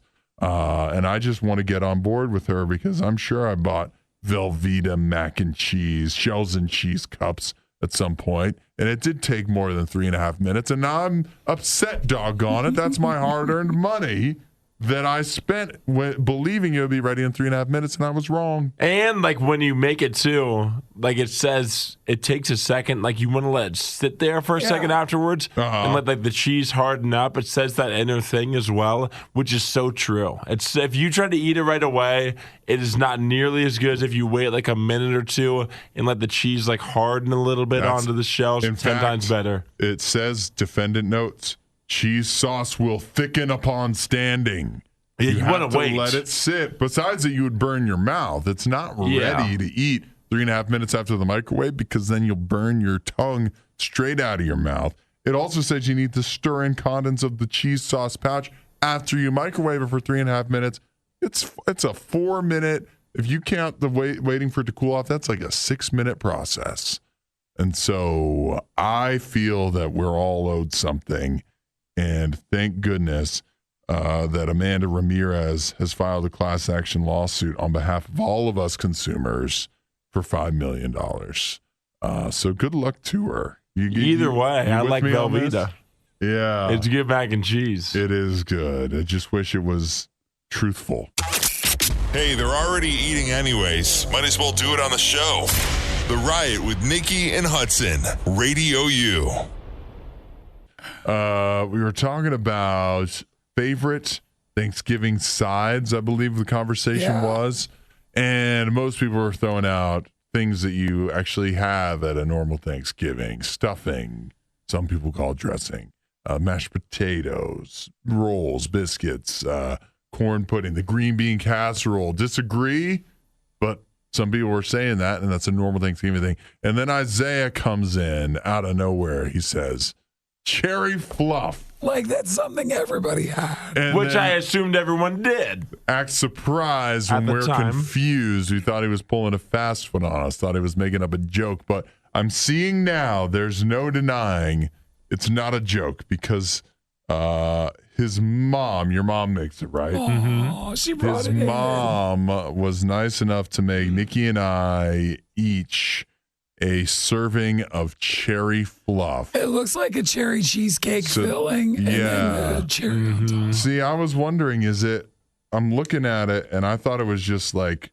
Cool Whip and cherries. Oh, it's much more than that. It is? What else is in there? Can you give away the recipe? I don't know what it is, but I know it's more than that. Do you mix it up? It doesn't really matter. Mix it up, eat it separate. Usually I would take a bite of both of them. Both together. Yeah, you want that cherry glaze with that white Do you stuff. not have any? No, I have some at home. Okay. I didn't have a canister. You can eat some of mine and get this sickness. No, I don't think I want to eat after you. Do you If I'm being ever, honest. before I taste this, you ever go in for breakfast with this? I don't usually lead in with breakfast, I won't lie. Too More of like a sweet? late night snack, lunch, dinner. What about when you're making your Thanksgiving leftover sandwiches? You ever dump this on there? I don't usually dump it on, but it probably would be very good. Listen, this is favorite. He eats it Yes. as well. Yeah, just I eat it all straight up. alone. I don't need to mix it in with anything else. I want to see what all the fuss is about. Isn't it It's so just like good? cheesecake. I know, it's so good. That's really good. I thought it'd be more whipped cream. Yeah, it looks whipped creamy, but it's nice. I want to see what this filling, like the non-cherry What it part consists of. Tasty. That's delicious. That's good. Isn't that good stuff? My favorite part of Thanksgiving every year is the dessert. And there's so many good desserts, but that one's my favorite one. That's delicious. I do want to eat. I do find myself wanting to eat more. And the crazy thing is I don't even know what it is. But it looks like it's so simple. It looks like it's made out of three Cherries and things. magic. It does. It looks like it's cherries and Cool Whip, but it's definitely not. It's definitely not. I that. don't know It's what not that Cool white Whip. stuff is, but it's much, good. It's You have much to at this thicker. point start learning from your mom. I know, but she can make it for a while for me. She has a while left. I'll be good for a while. Wait, how often do you only get that at Thanksgiving? No, it's around for multiple special occasions. But only special occasions. Yeah, just special occasions. Do I you don't get think that. if you I don't want- just get it all the time. No, you don't want that. Like it'll probably be there for Christmas too. But you don't. You wouldn't just want on a June afternoon. No. You've had a long day at work and you come home and you're like, Some cherry you know what I fluff. want to do? I've had a tough day. Hudson really giving me a hard time. I'd like to whip up some cherry See, fluff. I feel like if you have it on special occasions only, then it feels more special. If I start making it all the time, then I'll get tired of it. But since I only get it a couple times a year, then it's like the greatest thing ever. Whenever I do get it, it's that much better. Is that Jaden, your brother? Probably. It's cream cheese, sugar, and Cool Whip. Look at Oh, that. so she passed the recipe on to him and not to you. Jaden's more the cook of the family, oddly enough. My younger brother, for whatever reason. Clearly, you can't be trusted. Clearly, I cannot. No. So now It's you guys know you can make it for Not- yourself. Not even with cream. What was it? Cream cheese, sugar, and Cool Whip. I can't even do that much. No, that's too complex for Isaiah. But no, it is. It's pretty good. So thanks to your mom for providing that. For of us. course. Is it my favorite Thanksgiving side dish? No, but is it good? It's now on the list. It's pretty Now good. you can add it to your guys' Thanksgiving. that's The Riot with Hudson and Nikki on Radio U. You guys ever have this when you were a kid where you get caught smoking cigarettes by your parents? And so their idea of punishing you is, you want to smoke, huh? Here's a whole pack of cigarettes. Here's a whole carton. Start puffing, boy, as Hank Hill would say. Maybe that never happened to you guys, but we're all familiar with that. Well, we have some parents in China who took that punishment tactic, but not in regards to their child smoking cigarettes. They have an 8-year-old boy who the parents went out for a night out. They left their 8-year-old home and alone. yeah. Well, that's a little young. Is that young, Isaiah? Seems a little young. I mean, I'm not You really think? familiar with kids. I was definitely. I don't really know how old an Wait. 8-year-old is. How were you at 8? I don't remember. That's so long ago. Is that like second grade? I know my mom left me home alone at 8 years old, which was a big mistake. Yeah. But she did it, and look where I am now. So anyways, 8 years old, they told him when they left, they said, when we get back, you better have your homework done. You should be in bed. And this little boy, I feel like he's ahead of his time. Like, he's wise beyond his years, because instead of doing his homework, he watches TV the whole entire time. Nice. The parents have it on like closed, whatever it's CCTV. Yeah, so they they've got their house cameraed up, and so he doesn't do his homework. He watches TV the whole time, and when he thinks they're about to come home, he runs off to his bedroom. So did he not know there was a camera? Oh, probably. I guess not. So he pretended like he had been in bed, like they asked. But they can, I mean, his parents aren't idiots. They can tell he didn't do his homework. So, and they know that he was watching TV the whole time. So they say, all right, start puffing, boy. So just more TV. Set him in front of the TV, and they're like, you are watching TV all night long. And of course, at first, the kid is totally fine with it, right? Like, wouldn't you be if your parents are like, all right, you're going to have to stay up all night watching whatever you want on TV. But there is point, like even at 2 a.m., the kid gets to the point where he's so tired, he's like crying. Aww. He wants to go to bed, and his parents won't let him. And he did eventually get to go to sleep at 5 a.m. Well, he just needs to be a little older. He would have loved it. I know, that's what I'm thinking, right? That's a good night. Do you think that would actually teach him a lesson? I think so. You think? He was crying. Well, I mean, it taught him that there's a camera there. Pain. Yeah, So- that's right. He knows to hide it better. Yeah, he does. Or like the veteran move would be, do your homework first and then watch TV. Then, like, how mad can they be? Yeah, you know what I mean? Go to your room and hide your phone. Yeah, and right. then watch it there. You can figure out something, but I don't know. I'll tell you one thing is his parents, obviously, right? They stayed up all night to make sure that he was staying up all night. And that's where I would draw the line of, like, thinking of myself having a child if I was going to do that. There's no punishment. If the punishment involves me staying up all night, I'm not doing that. You're getting off scot-free. Let that be an alert to my children. But I feel like if this was in the United States, the bigger thing would have been they wouldn't have left him alone. Yes, you don't think so? They would have gotten in trouble. That's what some people are upset. They're not upset that they left him at home alone today, but they are upset that, like, they think it was abuse to make him watch TV. Oh my gosh, to make him stay up. Oh my, that's ridiculous. Yeah, especially because lots of kids would do that on their own anyways. So I don't think it's not abuse. 8 years old, you guys didn't get left at I home wonder how alone at he'll 8 make years it to old. school tomorrow. I mean, Yeah. how is this kid ever going to recover from the trauma he has been put through? Staying up all night long watching TV. He may never watch a TV again. Not till 5 Or a.m. stay up late again either. Yeah. Hudson and Isaiah seem like they know a lot about sports, yet somehow it's Nikki that always gets it right. The Riot, Radio U. Nikki, you listen to the show when Isaiah and I are doing it? When I was gone? Yeah. What do we do? What did we do, Isaiah? We did like I saw some of the food 6, fights. 7 episodes. We did something. It was like a week and a half. Yeah, like 7, You 8 guys shows. did great. How do you know? Did you listen? I just know in my heart. It was good. So you didn't listen. It was In fact, riveting stuff. In fact, Listen. if my voice doesn't get any better, you get more chances. Yeah, so there it is. You know what I told Isaiah? We talked about this. We asked the question of, if we thought you listened when you weren't here. I said no. And but what I said was, when I'm not here, I always listen. Yeah.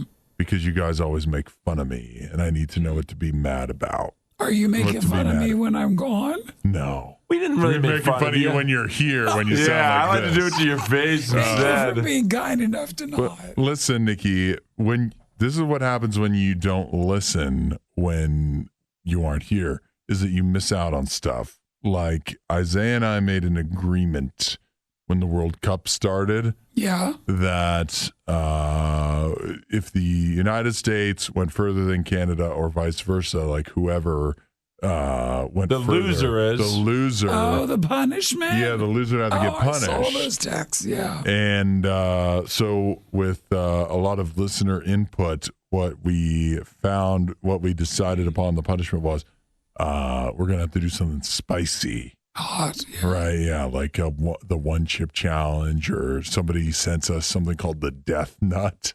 So yeah, we might have to do that. But here's what happened.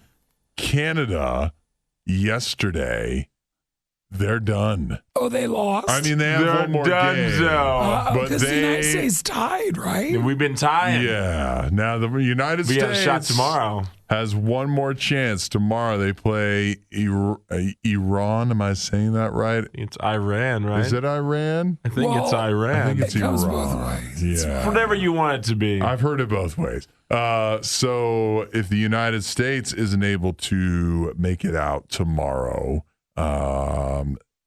we might both have to do it. That is what happened. That was the agreement. It's not like whoever lost first. Well, they're still that in the does same. kind of make sense. Don't you They're think still he in should? this. I think it kind of sounds like you've already lost. No, but the United States is still in the same stage. Yeah, but we're still going though. We made it farther. No, you didn't. But we still have a game to play tomorrow. So does Canada have one more game? But you guys are already eliminated though. But is it really a it's the game? same round. It's the same round. It's more like a consolation game. It's like if we were like, okay, it's football, and whoever gets further, and there's games on Saturday and Sunday, and one team loses on Saturday, that doesn't mean that they were eliminated in the early. We did it by round. We agreed. We clearly agreed. It's fair. On that. I'm not worried about it because the USA tomorrow, we're winning anyway. We're winning anyway, and we're moving on. And I'm so excited. What makes you so confident? Because we just tied with England. Have you watched the games? I've been watching. We should have beaten England. We should have beaten England, so why wouldn't we beat Iran? A tie is a win. Yeah. Meaning, like, no one expected them to even do that. Yeah, Exactly. But if you tie Iran, then we're out. You're out. We're out. But if we beat them, then we move on. Okay. I don't know. Well, keep us updated. I don't want to be in the position of rooting for Iran, so I guess I'll cheer for the United you better States. cheer for them. Yeah. But at the same time, I understand because you're going to have to do the one chip. I mean, you're doing it either way. Right, So I your have to do it either fate way, so is you might as sealed. well be in on it. So you'd rather me do it with you, obviously, and I would rather not do it with you. And so I cannot wait to watch tomorrow, 2:00. Then I seal my fate as either a victor or also a loser. I'm in it is a really uncomfortable position because I'm not going to be go Iran, boo United States. It's not going to be me. That's like when you vote against or root against the Buckeyes. Yeah, exactly. You think that's worse? You think it's worse? I don't know. I think it probably is worse. Well, I like when you guys do challenges when I'm gone. So keep it up. Actually, you know what? I guess it'll be a consolation that if the United States does lose to Iran, then at least it's not all a loss because Isaiah will have to do the one chip challenge. Something will happen tomorrow. Yeah. Yes. So we'll work on that. But go USA, I guess. Go USA, baby. You just heard the worst of the worst. We'd give you the best of the best, but we'd have to find that. As soon as we do, you'll be the first to know.